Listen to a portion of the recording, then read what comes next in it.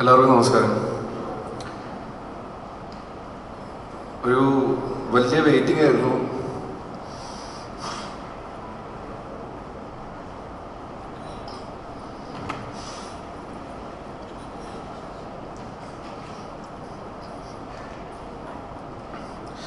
എൻ്റെ അച്ഛനെ ഇവിടെ ഇല്ലാണ്ട് പോയി.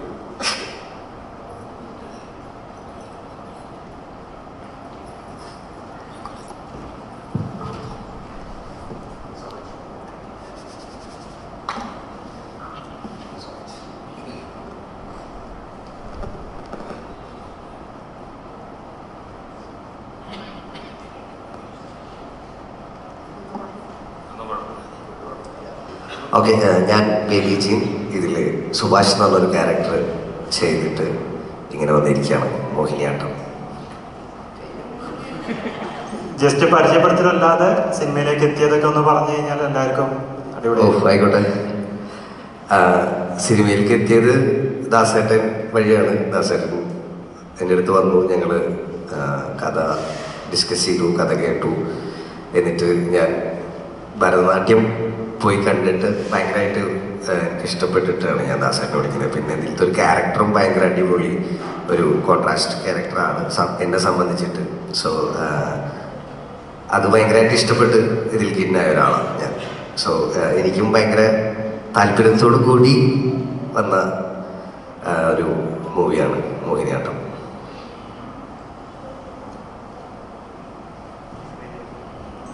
ശ്രീ ചേച്ചി. നമസ്കാരം, ഞാൻ ശ്രീരേഖ. സോജ എന്നാണ് ക്യാരക്ടറിൻ്റെ പേര്. സുരാജേട്ടൻ്റെ വൈഫിൻ്റെ ക്യാരക്ടറാണ്. സസ്പെൻസ് വിളിക്കണ്ടല്ലോ, അതെല്ലാം പൊളിഞ്ഞു. അപ്പോൾ വളരെ സന്തോഷവതിയായിട്ടുള്ളൊരു ഭാര്യയാണ്. നിങ്ങൾ കണ്ടിട്ടുണ്ടെങ്കിൽ അറിയാൻ പറ്റും. അതിനെന്നെ സന്തോഷമായൊരു കുടുംബജീവിതം നയിക്കാനായിട്ട് സുമംഗലിയായിട്ട് ജീവിക്കാൻ സഹായിച്ച എൻ്റെ ഫാമിലിയാണ് ഇവിടെ ഇരിക്കുന്നത്. ഹായ്. കുറച്ചുകൂടി നേരത്തെ അവർ ആ നല്ല കാര്യം ചെയ്തിരുന്നെങ്കിൽ എന്ന് ഞാൻ ഇവരോട് ചോദിച്ചിരുന്നു തമാശയായിട്ട്. പക്ഷേ ഭരതനാട്യം എന്ന് പറയുന്ന ഫസ്റ്റ് പാർട്ട് തന്നെ അത്രയും വലിയൊരു ഹൈപ്പ് കിട്ടി. OTT-ൽ വന്നപ്പോഴാണ് കണ്ടത്. എന്തുകൊണ്ടത് തിയേറ്ററിൽ കാണാൻ പറ്റിയില്ല എന്ന് ചിന്തിച്ചൊരു മൂവിയായിരുന്നു. ഇതിൽ അൺഎക്സ്പെക്റ്റഡായിട്ട് തന്നെയാണ് കോള് വന്നത്. ഈ ഒരു ക്യാരക്ടർ നമുക്ക് ഒരുപാട് സന്തോഷമായി. പ്രത്യേകിച്ചും സുരാജേട്ടൻ്റെ കൂടെ അഭിനയിക്കാൻ പറ്റിയതിലും ബാക്കിയുള്ള കുക്കിംഗ് ക്ലാസ് കാണാൻ പറ്റിയതിലും നല്ല നല്ല അഭിപ്രായങ്ങൾ കിട്ടുന്നതിലും അങ്ങേയറ്റം സന്തോഷമുണ്ട്. Thank you so much. ഇന്നിവിടെ ഇങ്ങനെ ഇരിക്കാൻ പറ്റിയതിൽ താങ്ക് യു. നമസ്കാരം, എൻ്റെ പേര് കൃഷ്ണദാസ്. ഞാനാണ് ഈ സിനിമയുടെ റൈറ്റർ ഡയറക്ടറാണ്. ഒരു പാർട്ട്ണർ കൂടെ ഉണ്ട് എനിക്ക്, കോ റൈറ്ററായിട്ട് വിഷ്ണു ഉണ്ട്. വിഷ്ണു ഇവിടെ നിന്ന് എത്തിയിട്ടില്ല. അപ്പോൾ ഭരതനാട്യം നിങ്ങൾ പലരും കണ്ടു കാണുമെന്ന് വിചാരിക്കുന്നു. ആ സിനിമയുടെ ഒരു OTT സക്സസിൻ്റെ ഭാഗമായിട്ടായിരുന്നു തോമസ് ചേട്ടനും സൈജുവേട്ടനും എല്ലാം ഒരു രണ്ടാം ഭാഗത്തിനെ കുറിച്ച് ആലോചനയായിട്ട് വന്നത്. അതാദ്യം വേണോ വേണ്ടോ എന്നുള്ള ചിന്തയുണ്ടായിരുന്നു. പക്ഷേ ഒരു പ്ലോട്ട് കിട്ടിയപ്പോൾ ഞാൻ അവിടെ അവതരിപ്പിച്ചതായിരുന്നു. അത് വർക്കൗട്ടായി അവർക്ക്. അവിടെ നിന്ന് തുടങ്ങിയതായിരുന്നു പിന്നെ മോഹിനിയാട്ടത്തിലോട്ടുള്ള യാത്ര. അതിപ്പോൾ ഇവിടെ എത്തി നിൽക്കുന്നു. ഇപ്പോൾ വളരെ വളരെ ഹാപ്പി ആയിട്ടാണ് ഇരിക്കുന്നത്. ഭരതനാട്യത്തിൻ്റെ ഒരു ഡേ ടു മോർണിംഗ് എന്തായിരുന്നു എന്നുള്ളത് ഞങ്ങൾക്ക് എല്ലാവർക്കും അറിയാം. അങ്ങനെയല്ല, ഇപ്പോൾ മോഹിനിയാട്ടത്തിൻ്റെ ഡേ ടു മോർണിംഗ് ഞങ്ങൾ വളരെ വളരെ ഹാപ്പി ആയിട്ടാണ് ഇരിക്കുന്നത്. സന്തോഷം. ഞാൻ തോമസ് തിരുവല്ല, ഈ സിനിമയുടെ നിർമ്മാതാവാണ്. ഞാനും സൈജുവും ചേർന്നാണ് ഈ സിനിമ നിർമ്മിച്ചിരിക്കുന്നത്. ഭരതനാട്യവും ഞങ്ങൾ രണ്ടുപേരും ചേർന്നാണ് നിർമ്മിച്ചത്. വളരെ സന്തോഷത്തോടു കൂടിയാണ് നിങ്ങളുടെ മുമ്പിലിരിക്കുന്നത്. ഓവറോൾ എല്ലായിടത്തു നിന്നും വളരെ പോസിറ്റീവായിട്ടുള്ള റിവ്യൂ വരുന്നു. അതോടൊപ്പം തന്നെ സിനിമ കാണുന്നവർക്കൊക്കെ ഒരുപാട് എൻഗേജായി സന്തോഷത്തോടുകൂടി വിളിച്ച് പറയുമ്പം ഒത്തിരി സന്തോഷം ഞങ്ങൾക്കെല്ലാവർക്കും ഉണ്ട്. അതാണ് ഇപ്പോൾ നിങ്ങളെല്ലാവരെയും ക്ഷണിച്ചു വരുത്തിയത്. നിങ്ങൾക്കെല്ലാവർക്കും ഒരിക്കൽ കൂടി ഞങ്ങളുടെ പേരിൽ സ്വാഗതം. നമസ്കാരം, എൻ്റെ പേര് സന്തോഷ് കെ നായർ. ഞാൻ വളരെ കാലങ്ങൾക്ക് ശേഷമാണ് ഇപ്പോൾ ഒരു മലയാള പടം ചെയ്യുന്നത്. അതെന്തോ എൻ്റെ ഒരു ഭാഗ്യം കൊണ്ട് എനിക്ക് വന്നു വീണതാണ്. അതിൻ്റെ പ്രൊഡ്യൂസറായ ശ്രീ സൈജു തന്നെയാണ് എന്നെ ക്ഷണിച്ചതും അതിൽ വരാൻ കാരണമായതും അദ്ദേഹം തന്നെയാണ്. മറ്റുള്ള എല്ലാ ക്രൂവും ഇത്രയും സഹകരിച്ച് ചെയ്തൊരു പടം എൻ്റെ ജീവിതത്തിൽ ഉണ്ടായിട്ടുണ്ടോ എന്ന് ചോദിച്ചാൽ അതുണ്ടായിട്ടുണ്ട് എന്ന് പറയാൻ സാധിക്കില്ല. പക്ഷെ ഇതുവരെ ഞാൻ ചെയ്തതിൽ കാട്ടിലും ഒരു വ്യത്യസ്തമായ ഒരു വേഷം എന്ന് വേണമെങ്കിൽ പറയാം അതിനെ, വിത്ത് എ ഡിഫറെൻറ്റ് മേക്കപ്പ്. പിന്നെ എല്ലാവരുടെയും ആ സഹകരണം. എൻ്റെ ജന്മം നൽകിയ പാരൻസ് എന്നെ വിട്ടുപോയി വർഷങ്ങളായിട്ട്. പക്ഷെ ഇപ്പം പറയുകയാണെന്നുണ്ടെങ്കിൽ ഈ പ്രൊഡ്യൂസേഴ്സ് എല്ലാം കൂടെ ഒരു 65 വയസ്സായ ഒരു കുഞ്ഞിന് റീബേർത്ത് നൽകി എന്ന് വേണമെങ്കിൽ എനിക്ക് പറയാൻ സാധിക്കും. ഒരു റീ എൻട്രി ആണെന്നാണ് ഞാൻ വിചാരിക്കുന്നത്. അങ്ങനെ തന്നെ ആവണമെന്നാണ് ദൈവത്തിനോട് പ്രാർത്ഥിക്കുന്നത്. ഇതൊരു വളരെ ഹിറ്റായിട്ട് മാറുവാനായിട്ട് പ്രാർത്ഥിക്കുന്നു. എൻ്റെ ക്രൂവിന് എല്ലാവർക്കും നന്ദിയും ഞാൻ രേഖപ്പെടുത്തുന്നു.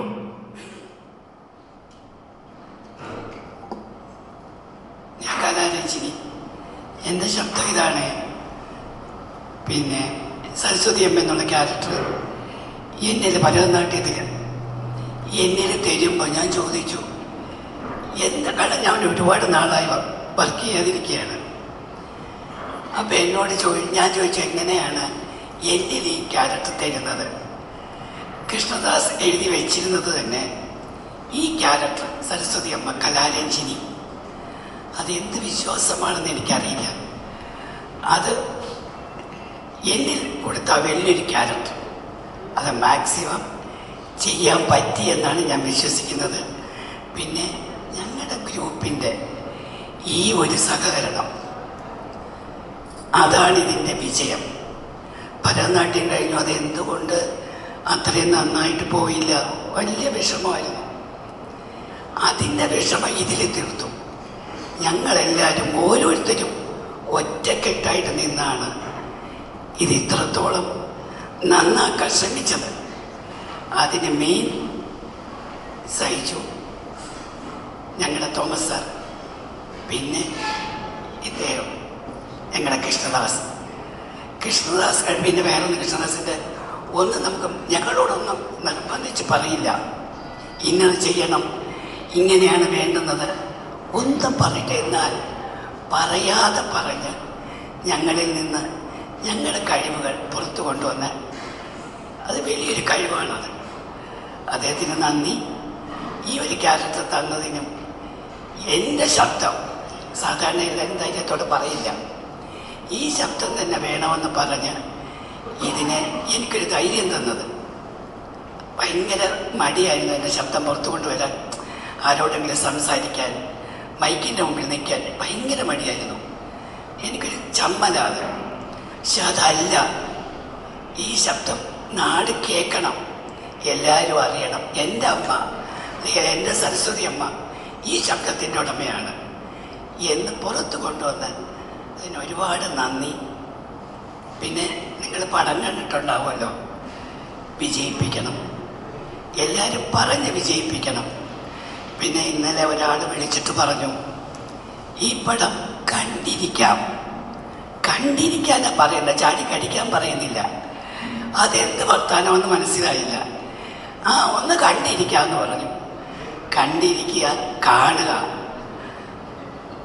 അങ്ങനെ പറഞ്ഞു എന്നെ വിളിച്ചിട്ട്. ചേച്ചി ഒന്ന് കണ്ടിരിക്കുക, അത്ര തന്നെ. വളരെ മോശമായിട്ട് കണ്ടിരുന്നാൽ മതി, കാണണം എന്നേ ഉള്ളൂ. കേട്ടോ? നന്ദി. ഇതെന്നെ എന്തൊരു കോമഡി ചേച്ചി. നമസ്കാരം, എൻ്റെ പേര് ശ്രീജ രവി. ഞാൻ ഒരു ഡബ്ബിംഗ് ആർട്ടിസ്റ്റുമാണിപ്പോൾ. ഈ പടത്തിൽ എൻ്റെ കഥാപാത്രത്തിൻ്റെ പേര് രുക്മിണി അമ്മ എന്നാണ്. അതിനാദ്യമായിട്ട് എനിക്ക് ഈ റോളിന് എന്നെ വിളിച്ച ഡയറക്ടർക്കും പ്രൊഡ്യൂസേഴ്സിനും എല്ലാം എൻ്റെ നന്ദി രേഖപ്പെടുത്തുകയാണ്. അക്കൂട്ടത്തിൽ എന്നെ ഒരുപാട് ഭരതനാട്യം സമയത്ത് ഡയലോഗ്സിന് വേണ്ടിയൊക്കെ എന്നെ ഒരുപാട് ഹെൽപ്പ് ചെയ്ത സാംസണിനും ഞാൻ നന്ദി പറയുന്നു. പിന്നെ എല്ലാവരും പറഞ്ഞ പോലെ പ്രത്യേകിച്ചും ചേച്ചി പറഞ്ഞ പോലെ ഈ പടം വിജയിപ്പിക്കണം എന്നത് നിങ്ങളുടെ എല്ലാവരുടെയും സപ്പോർട്ട് വേണം. ഇന്നലെ ഞങ്ങൾ 1-2 വിസിറ്റിന് പോയപ്പോൾ തന്നെ ഓഡിയൻസിൻ്റെ കൂട്ടത്തിലിരുന്ന് കണ്ടപ്പോൾ ഒരുപാട് സന്തോഷം തോന്നി. എല്ലാവരും രസിക്കുന്നുണ്ടായിരുന്നു. ആത്മാർത്ഥമായിട്ട് ആ കയ്യടിയും ചിരിയും അട്ടഹാസമൊക്കെ കേൾക്കുമ്പോൾ അതാണ് ഞങ്ങൾക്കുള്ള റിസൾട്ട്. അപ്പം ഡയറക്ടറും പ്രൊഡ്യൂസറും എല്ലാം തന്നെ ഒരു പ്രൊഡ്യൂസർ ഉണ്ടെങ്കിൽ ബാക്കിയുള്ള എല്ലാം ഉണ്ടാവും. ഡയറക്ടർ ആണെങ്കിലും ക്യാമറമാൻ ആണെങ്കിലും എല്ലാവരും ഒരു പ്രൊഡ്യൂസർ നിലനിന്നില്ലെങ്കിൽ ഇല്ല. അപ്പോൾ അത് മാത്രം പരിഗണിച്ചല്ല, പടം അസല് പടമാണ്, അടിപൊളി പടമാണ്. നിങ്ങൾക്ക് കണ്ട് നിങ്ങളെല്ലാവരും അത് അംഗീകരിക്കുമെന്ന് ഞാൻ വിശ്വസിക്കുന്നു. ഈ പടം ഇപ്പോൾ ഹിറ്റാണ്, ഇനിയൊരു സൂപ്പർ ഹിറ്റിലേക്ക് മാറ്റാൻ നിങ്ങളുടെ എല്ലാവരുടെയും സപ്പോർട്ട് വേണമെന്ന് ഞാൻ ആത്മാർത്ഥമായി പ്രാർത്ഥിക്കുകയാണ്. Thank you so much. Hello, എൻ്റെ പേര് ശ്രുതി സുരേഷ്. ഞാനിതിൽ ശ്രീലത എന്ന് പറഞ്ഞ ക്യാരക്ടറാണ് ചെയ്തേക്കുന്നത്. ഇപ്പം തന്നെ നിങ്ങൾക്ക് കാണാം, സൈജു ചേട്ടൻ ഏകദേശം 150ഓളം സിനിമ ചെയ്ത ഒരാളാണ്. ഞാൻ ഇന്ന് വരെ സൈജു ചേട്ടനെ ഇങ്ങനെ ഒരു ഇമോഷണൽ സിറ്റുവേഷനിൽ കണ്ടിട്ടില്ല. അപ്പോൾ അത് അത്രത്തോളം സന്തോഷവും ഭയങ്കര പ്രൗഡായിട്ടുള്ളൊരു മൊമെൻറ്റിലാണ് ഞങ്ങൾ എല്ലാവരും ഇരിക്കുന്നത്. ഒരു സിനിമയുടെ സക്സസ്സിനൊക്കെ അപ്പുറം ഒരു ഫാമിലി ആയിട്ട് എന്തോ ഒരു കാര്യം ചെയ്തിട്ട് അതിൻ്റെ ഒരു സന്തോഷത്തിൻ്റെ ഒരു മൊമെൻറ്റിലാണ് ഞങ്ങൾ എല്ലാവരും ഇരിക്കുന്നത്. ഭരതനാട്യം ഇറങ്ങിയ സമയത്ത് തിയേറ്റേഴ്സിൽ അത് മോശം സിനിമയായി പോയതിലല്ല, അത് തിയേറ്റേഴ്സിൽ അംഗീകരിക്കപ്പെടാതെ പോയതിൽ ഞങ്ങൾക്ക് എല്ലാവർക്കും വിഷമമുണ്ടായിരുന്നു. ഇന്നലെ ആണെങ്കിൽ പോലും രാവിലെ ഞങ്ങൾ ഒരുമിച്ച് ആ സിനിമ തിയേറ്റേഴ്സിൽ കണ്ടിട്ട് ഇറങ്ങിയപ്പോഴും ഞങ്ങളുടെ ഉള്ളിൻ്റെ ഉള്ളിലൊരു ഡൗട്ട് ഉണ്ടായിരുന്നു, ഇത് എല്ലാവർക്കും ഇഷ്ടപ്പെടുമോ, എല്ലാവരും തിയേറ്റേഴ്സിൽ കാണുമോ എന്നുള്ളത്. പക്ഷേ വൈകിട്ട് ഞങ്ങൾ എല്ലാവരും തിയേറ്റർ വിസിറ്റ്സിന് പോയ സമയത്ത് ലൈവായിട്ട് ആ ഒരു അപ്ലോസും ചിരിയും എല്ലാം കണ്ടിട്ട് ഞങ്ങൾ എല്ലാവരും ഭയങ്കര എന്താ പറയുക, എല്ലാവരും ഒരു ഇമോഷണൽ മൊമെൻറ്റിൽ തന്നെയായിരുന്നു. അപ്പോൾ എല്ലാവരോടും ഞങ്ങൾ പറയുന്നത്, സിനിമ തിയേറ്റേഴ്സിൽ തന്നെ കാണാൻ ട്രൈ ചെയ്യണം. പിന്നീട് അയ്യോ ഞങ്ങളത് മിസ്സായി പോയി എന്ന് പറയാതെ തിയേറ്റേഴ്സിൽ പോയി കാണണം. അതുപോലെ തന്നെ എൻ്റെ ഫാമിലിയിൽ എന്നെ ഇൻക്ലൂഡ് ചെയ്യിച്ചതിന് ദാസേട്ടനും സൈജു ചേട്ടനും തോമസ് സാറിനും എല്ലാവർക്കും, എൻ്റെ ഫാമിലിയിലെ എല്ലാവർക്കും ഒരുപാട് താങ്ക്സ് ഉണ്ട്. അപ്പോൾ എന്തായാലും തിയേറ്റേഴ്സിൽ പോയി കാണണം എന്ന് ഞങ്ങൾ റിക്വസ്റ്റ് ചെയ്യുകയാണ്. Thank you so much. നമസ്കാരം, ഞാൻ ദിവ്യ. ഞാനിതിൽ ശാന്തി എന്ന് പറഞ്ഞ കഥാപാത്രമാണ് ചെയ്യുന്നത്. ഭരതൻ നായർ മൂത്ത മകൾ. എൻ്റെ സഹോദരങ്ങളാണ് ഇവിടെ ഇരിക്കുന്നത് പലരും, ഇവനൊക്കെ.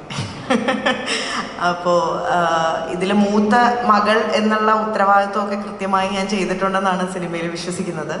ഇതിലേക്ക് ഏറ്റവും അവസാനമാണ് ഭരതനാട്യത്തിൽ ഞാൻ ജോയിൻ ചെയ്തത്. അതെൻ്റെ ഏറ്റവും വലിയ ഭാഗ്യമായി ഞാൻ കാണുന്നു. കാരണം ഭരതനാട്യമാണെങ്കിലും മോഹിനിയാട്ടമാണെങ്കിലും ആളുകൾക്ക് ഇഷ്ടപ്പെട്ടു, അവർ എൻജോയ് ചെയ്യുന്നു എന്നറിയുമ്പോൾ വളരെ വലിയ സന്തോഷമാണുള്ളത്. നമുക്കിത് ഒരു ഫാമിലി മൂവിയാണ്, ഞങ്ങളുടെ കുടുംബമാണ്, ഞങ്ങൾക്ക് അങ്ങനെ തന്നെയാണ് തോന്നിയിട്ടുള്ളത്. അപ്പം മോഹിനിയാട്ടത്തിൽ കുറേ സംഭവബഹുലമായ കാര്യങ്ങൾ ഞങ്ങൾ ചെയ്തിട്ടുണ്ടല്ലോ ഒന്നിച്ച്. അത് സിനിമയിലുടനീളം ഞങ്ങളുടെ ഒരു യൂണിറ്റി തന്നെയാണ് അവിടെ കാണാൻ സാധിക്കുന്നത്. പ്രൊഡ്യൂസറാണെങ്കിലും ആർട്ടിസ്റ്റുകളാണെങ്കിലും ക്യാമറയാണെങ്കിലും യൂണിറ്റ് ആണെങ്കിലും പ്രൊഡക്ഷൻ ആണെങ്കിലും എല്ലാവരും ഒരു ഫാമിലി ആയിട്ട് തന്നെയാണ് ഞങ്ങൾ വർക്ക് ചെയ്തത്. അപ്പോൾ എനിക്ക് ഈ അവസരം തന്ന പ്രൊഡ്യൂസേഴ്സിനാണെങ്കിലും ഡയറക്ടറിനാണെങ്കിലും ദൈവത്തിനാണെങ്കിലും ഒക്കെ ഞാൻ നന്ദി പറയുന്നു. എല്ലാവരും സിനിമ കാണുക, വിജയിപ്പിക്കുക. Thank you. നമസ്കാരം, ഞാൻ സ്വാതിദാസ് പ്രഭു. ഞാനിതിൽ ഗോപൻ എന്ന് പറഞ്ഞൊരു ക്യാരക്ടറാണ് ചെയ്തത്. അപ്പോൾ നമ്മൾ ഫസ്റ്റ് പാർട്ടിൽ ഓൾറെഡി മുഖം വന്നുകൊണ്ട് ഒഴിവാക്കാൻ പറ്റാത്തതുകൊണ്ട് ദാസൻ വീണ്ടും വിളിച്ച്, ഞാനും ദാസനും കുറേ വർഷങ്ങൾക്ക് മുമ്പുള്ള ബന്ധമാണ്. ഞങ്ങളൊരു സിനിമയൊക്കെ സ്വപ്നം കണ്ടു തുടങ്ങുന്ന സമയം തൊട്ടൊരു വാട്സാപ്പ് ഗ്രൂപ്പുണ്ട്. അതായത് പല സ്ഥലങ്ങളിൽ നിന്ന് ആളുകൾ ആരും നേരിട്ട് കണ്ടിട്ടൊന്നുമില്ല. അപ്പോൾ അന്ന് തൊട്ടേ എനിക്ക് ദാസനെ അറിയാം, ദാസൻ എന്നെ അറിയാം. അപ്പോൾ ഒരു ദിവസം റാൻഡമായിട്ട് ഒരു പരസ്യത്തിൽ അഭിനയിക്കാൻ പോകുമ്പോഴാണ് ഞാൻ ദാസനെ കാണുന്നത്. അപ്പോൾ ഒരു പട്ടാളക്കാരൻ്റെ 2 പാറാവുകാരായിട്ട് ഞാനും ദാസനും അയാളുടെ പുറകിൽ അപ്പുറം നിൽക്കുകയായിരുന്നു ആ പരസ്യത്തിൽ. അപ്പോൾ അവിടെ വെച്ച് ഞാൻ ഇങ്ങനെ പറഞ്ഞു, ദാസൻ എന്താണ് പരിപാടി, സിനിമ എന്തെങ്കിലും? അപ്പോൾ ഇങ്ങനെ പറഞ്ഞു, ഒരു പ്ലാൻ ഉണ്ട്, ഇങ്ങനെ ആലോചനകളുണ്ട്, പറഞ്ഞാൽ അടിപൊളിയാക്കുക, എന്തായാലും നടക്കട്ടെ എന്നൊക്കെ പറഞ്ഞ് പോയിട്ട് ഒരു 4 ദിവസം കഴിഞ്ഞപ്പോൾ ഉണ്ട് ദാസൻ വിളിക്കുന്നു. ദാസൻ വിളിച്ചിട്ട് പറഞ്ഞു, എടാ ഫ്രീ ആണ്? പറഞ്ഞാൽ എന്ത്, ഒരു പരിപാടി ഉണ്ട്, ചെയ്താലോ? ഞാൻ പറഞ്ഞാൽ ഓക്കെ. അങ്ങനെയാണ്. അപ്പോൾ അന്ന് ആ പരസ്യം ഞാൻ ആദ്യം വേണോ വേണ്ടയോ എന്നൊക്കെ വിചാരിച്ചിങ്ങനെ ഇരിക്കുകയായിരുന്നു. പക്ഷെ അന്ന് ആ പരസ്യത്തിൽ പോയതുകൊണ്ട് ഇന്നിപ്പോൾ ഇത്രയും നല്ലൊരു സക്സസ്ഫുൾ ആയിട്ടുള്ള സിനിമയുടെ ഭാഗമായിട്ട് ഇവിടെ ഇരിക്കാൻ പറ്റി. അപ്പോൾ അതിൽ ആദ്യം തന്നെ ദാസനോടൊരു വലിയ നന്ദി. അതുപോലെ സൈജു ചേട്ടനോടും തോമസ് ചേട്ടനോടും ഒരുപാട് നന്ദിയുണ്ട്. ഇങ്ങനൊരു വേദിയിൽ ഇരിക്കാൻ പറ്റുക എന്നുള്ളതും ഇത്ര നല്ലൊരു സിനിമയുടെ ഭാഗമായി തീർന്നു എന്നുള്ളതും ഒരുപാട് പ്രൗഡായിട്ടുള്ളൊരു മൊമെൻ്റാണ്. അപ്പോൾ ഇനി കാണാത്തവരും കൂടി ഈ പടം കണ്ട് നിങ്ങളത് മിസ് ചെയ്യാതിരിക്കുക എന്നുള്ളതാണ് എനിക്ക് പറയാനുള്ളത്. Thank you. ഹലോ, നമസ്കാരം. ഞാൻ ജിനിൽ റക്സ. ഇതിൽ അരുങ്കാശായിട്ടാണ് അഭിനയിച്ചേക്കുന്നത്. ഈ സിനിമ തന്നെ ഒരു ഭാഗ്യമാണ്. നമ്മുടെ ദാസേട്ടനാണ് ഞങ്ങളെ ഈ സിനിമയിലോട്ട് വിളിച്ചത്. റേഷൻ കടയിലേക്കാരെ തരുന്ന സംഭവം പക്ഷേ ഈ സിനിമക്കപ്പുറം ഈ ഒരു കുടുംബത്തിനെ കിട്ടാണ് ഏറ്റവും വലിയ ഭാഗ്യം. കാരണം ഫസ്റ്റ് നിങ്ങൾ കണ്ടിട്ടുണ്ടാവും, അത് ഇച്ചിരി മോശം പരിപാടിയൊക്കെയാണ്. ഇപ്പം കുടുംബം ഒരു വേറെ ലെവലായി. അപ്പം എല്ലാവരും കാണുക, സപ്പോർട്ട് ചെയ്യുക. നമസ്കാരം, എൻ്റെ പേര് ജീവൻ റക്സ. ഞാനിതിൽ അജയ് ഘോഷായിട്ട് അഭിനയിക്കുന്നത് ശ്രീജാമയാണ് എൻ്റെ അമ്മ. ജീവിതത്തിൽ വഴിമുട്ടി നിൽക്കണ സമയത്താണ് ദാസേട്ടൻ വഴിത്തിരിവായിട്ട് വന്നത്.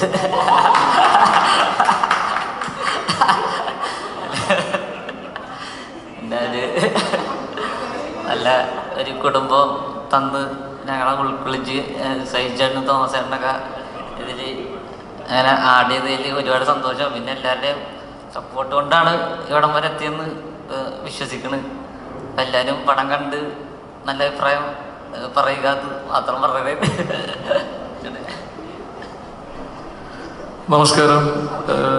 കൃഷ്ണൻ പറഞ്ഞ പോലെ തന്നെ അതിയായ സന്തോഷമുണ്ട്. കാര്യം ഈ മൊമെൻ്റ് വരെ ആളുകൾ നമ്മളെ വിളിക്കുകയും അല്ലെങ്കിൽ നമ്മളുടെ ഇൻസ്റ്റാഗ്രാമിൽ ആളുകൾ നമ്മളെ മെൻഷൻ ചെയ്ത ഓരോ സ്റ്റോറി നോക്കുകയും ഷെയർ ചെയ്യുകയും ചെയ്യുമ്പോൾ ഏറ്റവും സന്തോഷമുള്ള എന്താണെന്ന് വെച്ച് കഴിഞ്ഞാൽ എനിക്ക് തോന്നുന്നു ഞാനൊരു 100, 100, 150, 200 സ്റ്റോറിയൊക്കെ ഷെയർ ചെയ്തിട്ടുണ്ട്. പക്ഷെ എനിക്ക് ഒരു നെഗറ്റിവിറ്റി കൂടിയുള്ള സ്റ്റോറി ഷെയർ ചെയ്യേണ്ടി വന്നിട്ടില്ല. എനിക്ക് തോന്നുന്നു യുനാനിമസ്ലി ആളുകളിലേക്ക് എത്തി, അല്ലെങ്കിൽ ആരും നെഗറ്റീവ് പറയേണ്ട, എല്ലാവരും പോസിറ്റീവ് മാത്രം പറയുന്ന പോലത്തെ ഒരവസ്ഥയിലേക്ക് സിനിമ എത്തി എന്ന് പറയുന്നതിൽ വളരെ അതിയായ സന്തോഷമുണ്ട്. പലപ്പോഴും നമ്മളങ്ങനെ ഭയങ്കര വലിയ സിനിമകളുടെ ഭാഗമല്ലാതെ കൊച്ചു സിനിമകൾ ചെയ്യുമ്പോൾ ഒരുപക്ഷെ ആ സിനിമകൾ നല്ലതാണെങ്കിൽ കൂടി നമുക്ക് പല കാരണങ്ങൾ കൊണ്ടിട്ട് ആളുകളിലേക്ക് ആ സിനിമ എത്തിക്കാൻ പറ്റാതിരുന്ന് ഈ സെക്കൻഡ് ഡേ രാവിലെ മെജോറിറ്റി ടൈം നമ്മൾ ഭയങ്കര ഡിപ്രഷനിലും കരച്ചിലൊക്കെ മോഡിൽ നിൽക്കുന്ന ആ സോണിൽ നിന്ന് എനിക്ക് ഏറ്റവും കൂടുതൽ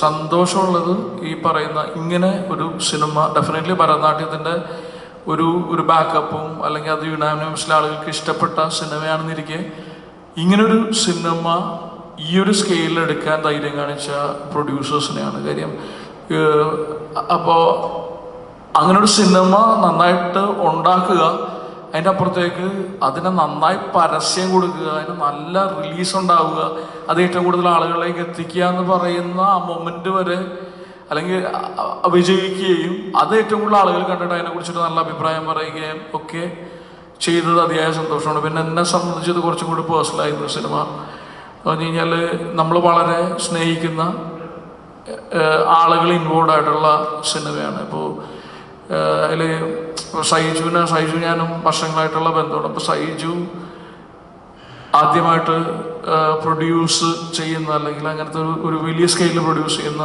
സിനിമ, പിന്നെ കൃഷ്ണൻ ഡയറക്റ്റ് ചെയ്യുന്ന സിനിമ എന്നൊക്കെ പറഞ്ഞിട്ട് നമുക്കിത് ഭയങ്കര പേഴ്സണലായിട്ട്, ഇപ്പോൾ ഞാനിതിൽ അഭിനയിക്കുമ്പോൾ എല്ലാ സിനിമകളും അങ്ങനെ തന്നെയാണ്, പക്ഷേ ചില സിനിമകൾ നമ്മൾ ഭയങ്കര ഇൻറ്റൻസായിട്ടും ഭയങ്കര പേഴ്സണലായിട്ടും എടുത്തിട്ട് ചെയ്യും. അപ്പോൾ നമ്മൾ ഓരോ ഷോട്ടിലും നമുക്ക് അതിൻ്റെ ബെസ്റ്റ് കൊടുക്കാൻ പറ്റുക. ഒരു പക്ഷേ ഒരു ഓക്കെ ടേക്ക് കിട്ടിക്കഴിഞ്ഞാൽ രണ്ടാമതൊരു ടേക്ക് പോയിട്ട് ഇതിലും ബെസ്റ്റ് ആകുമോ എന്ന് പറയുന്നൊരു പ്രതീക്ഷയില്ല. അപ്പോൾ അങ്ങനെ ചെയ്തൊരു സിനിമയാണ്. അപ്പോൾ അത് ഏറ്റവും കൂടുതൽ ആളുകളിലേക്ക് എത്തുന്നു, അല്ലെങ്കിൽ ഓൾറെഡി നമുക്ക് ഇങ്ങനെ ഒരു ഹിറ്റ് ചാർട്ടിലേക്ക് സിനിമ എത്തി എന്ന് പറയുന്നതിൽ അതിയായ സന്തോഷമുണ്ട്. അപ്പോൾ ഇനി ഏറ്റവും കൂടുതൽ ആളുകളിലേക്ക് സിനിമ എത്തിക്കുക, കൂടുതൽ ആളുകളെ ഈ സിനിമ കാണിക്കുക എന്ന് പറയുന്നൊരു മിഷനാണ്. അപ്പോൾ നിങ്ങളെല്ലാവരും വന്നതിൽ അതിയായ സന്തോഷം. ഏറ്റവും കൂടുതൽ ആളുകൾ ഈ സിനിമ കാണട്ടെ, സിനിമ വലിയ ഹിറ്റാകട്ടെ. Thank you.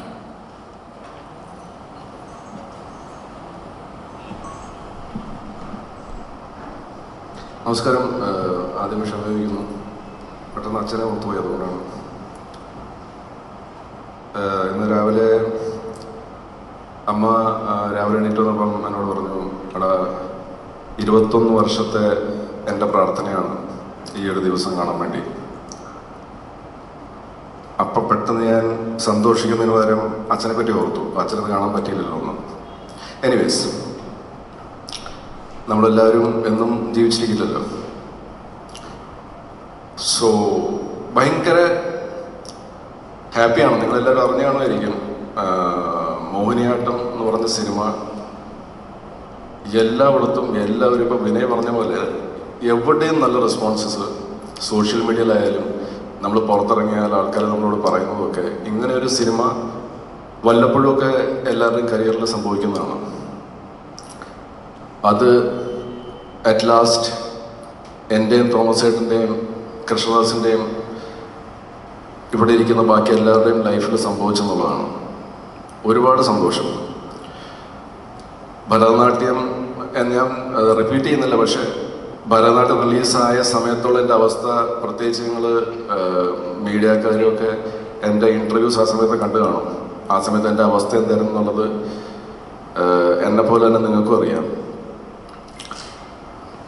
2 വർഷം കഴിഞ്ഞിട്ട് അതിൻ്റെ 2ാം ഭാഗം വരുമ്പോഴത്തേക്കും ഉള്ള എൻ്റെ അവസ്ഥയും അല്ലെങ്കിൽ ഞങ്ങളുടെ ടീമിൻ്റെ അവസ്ഥ ഇപ്പം നിങ്ങൾ കാണുന്നുണ്ട്. അത് ഒരു വലിയ ഓഡിയൻസിൻ്റെയും ദൈവത്തിൻ്റെയും കരുണയാണ് എന്ന് ഞങ്ങൾക്ക് ഇവിടെ ഇരുന്ന് ഇങ്ങനെ സംസാരിക്കാൻ പറ്റുന്നത്. വീണ്ടും ഞങ്ങൾ ഒന്നിക്കുന്നു. നമ്മുടെ സിനിമയിൽ കാണിച്ച പോലെ ഇതിൻ്റെയൊക്കെ പ്രചോദനം ഉറപ്പായിട്ടും മിഥുൻ മേനോൻ തോമസ് തന്നെയാണ്. ആദ്യത്തെ പടം പ്രശ്നമായിട്ടും അതിൻ്റെ 2ാം ഭാഗമായിട്ട് വരുന്നു. ബട്ട് എനിക്ക് തോന്നുന്നത് ഈ 2ാം ഭാഗം വന്നപ്പം ആൾക്കാർ, ഓഡിയൻസ് നമുക്ക് തന്ന ഫീഡ്ബാക്കാണ് ഒരു 10 മടങ്ങ് മേളിലാണ് ഫസ്റ്റ് പാർട്ടിനേക്കാളും. അതാണ് ഇത് വിജയിക്കാൻ കാരണം. ഇത് നമ്മുടെ ഉള്ളിൻ്റെ ഉള്ളിൽ നമുക്കറിയായിരുന്നു ഇത് 10 മടങ്ങ് മേളിലാണ്, പക്ഷെ അത് ഓഡിയൻസിനും കൂടെ ഫീൽ ചെയ്താലേ ഒരു സിനിമ സക്സസ്ഫുൾ ആവുകയുള്ളൂ. അത് സംഭവിച്ചിരിക്കുന്നു. എനിക്ക് അഭിമാനമുണ്ട്. എൻ്റെ ഡിസ്കവറിയാണ്, കണ്ടെത്തലാണ് കൃഷ്ണദാസ് മുരളി. ഞാനിത് ഈ പടം റിലീസാകുന്നതിൻ്റെ മുമ്പേ ഈ അഭിമാനം ഞാൻ പ്രകടിപ്പിച്ചിട്ടില്ല. പക്ഷേ എനിക്ക് ഞങ്ങളുടെ ഈ സിനിമയിൽ എത്രമാത്രം കോൺഫിഡൻസ് ഉണ്ടായിരുന്നു എന്നുള്ളത് എൻ്റെ ആ സമയത്തുള്ള പ്രൊമോ ഇൻ്റർവ്യൂസ് നിങ്ങൾ കണ്ടിട്ടുണ്ടെങ്കിൽ നിങ്ങൾക്ക് മനസ്സിലാവും. അത് ആദ്യമായിട്ടാണ് എനിക്ക് ഇത്രയും ധൈര്യത്തോടെ എനിക്ക് കോൺഫിഡൻസ് സിനിമ റിലീസാകുന്നതിന് മുമ്പ് കാണിക്കാൻ പറ്റിയത്. അത് മോഹിനിയാട്ടത്തിലാണ്. കാരണം എനിക്കറിയായിരുന്നു ഈ സിനിമ വെച്ചാൽ ഞാൻ 4-5 പ്രാവശ്യം റിലീസാകുന്നതിന് മുമ്പ് ഈ സിനിമ കണ്ടായിരുന്നു. ഞാൻ ഒരു കഥ സെലക്ട് ചെയ്യുന്ന സമയത്ത് ഒരു സാധാരണ ഓഡിയൻസിനെ പോലെ, അതായത് സിനിമയൊക്കെ എൻ്റെ തലേന്ന് ഞാൻ മാറ്റി ഞാനൊരു സാധാരണ ആൾ കേൾക്കുന്ന പോലെയാണ് ഞാൻ കഥകൾ കേൾക്കുന്നത്. ആ കേട്ടയിൽ അത് എക്സിക്യൂട്ട് ചെയ്തു. അപ്പോൾ അങ്ങനെയാണ് ഞാൻ മോഹിനിയാട്ടം സെലക്ട് ചെയ്യുന്നത്, അല്ലെങ്കിൽ ഭരതനാട്യം സെലക്ട് ചെയ്തത്. അതൊരു സിനിമയായി വന്ന് ഇത് 4 പ്രാവശ്യം കണ്ടിട്ട് എനിക്ക് ബോറടിക്കാണ്ട് വന്നപ്പം എനിക്ക് തന്നെ മനസ്സിലായി ഈ പടം ഏക്കുമെന്നുള്ളത്. അന്ന് അതുകൊണ്ടാണ് ഞാൻ ആ കോൺഫിഡൻസിൽ അത്രയും പറഞ്ഞത്. നാച്ചുറലി നമ്മൾ ഇപ്പം ഒരു സോഷ്യൽ മീഡിയയുടെ ത്രൂവോ അല്ലെങ്കിൽ നേരിട്ടോ എങ്ങനെയാണെങ്കിലും നമ്മൾ കൊടുക്കുന്ന പോസിറ്റീവ് എനർജിയാണ് നമ്മുടെ അടുത്തുള്ള ആൾക്കാർക്ക് കിട്ടുന്നത്. എനിക്ക് തോന്നി ആ കോൺഫിഡൻസ് ഞാൻ ഇപ്രാവശ്യമെങ്കിലും കാണിക്കണം, അല്ലെങ്കിൽ ഓഡിയൻസിന് വീണ്ടും ചിലപ്പോൾ സംശയം വരും. പക്ഷേ ആ കോൺഫിഡൻസ് ഓഡിയൻസിലേക്കും എത്തി. അതിലെനിക്ക് ഒരുപാട് സന്തോഷമുണ്ട്. മീഡിയയ്ക്ക് ഒരുപാട് നന്ദി, ഒരുപാട് സപ്പോർട്ട് നിങ്ങളുടെ എല്ലാവരുടെയും ഭാഗത്തുനിന്നുണ്ടായി.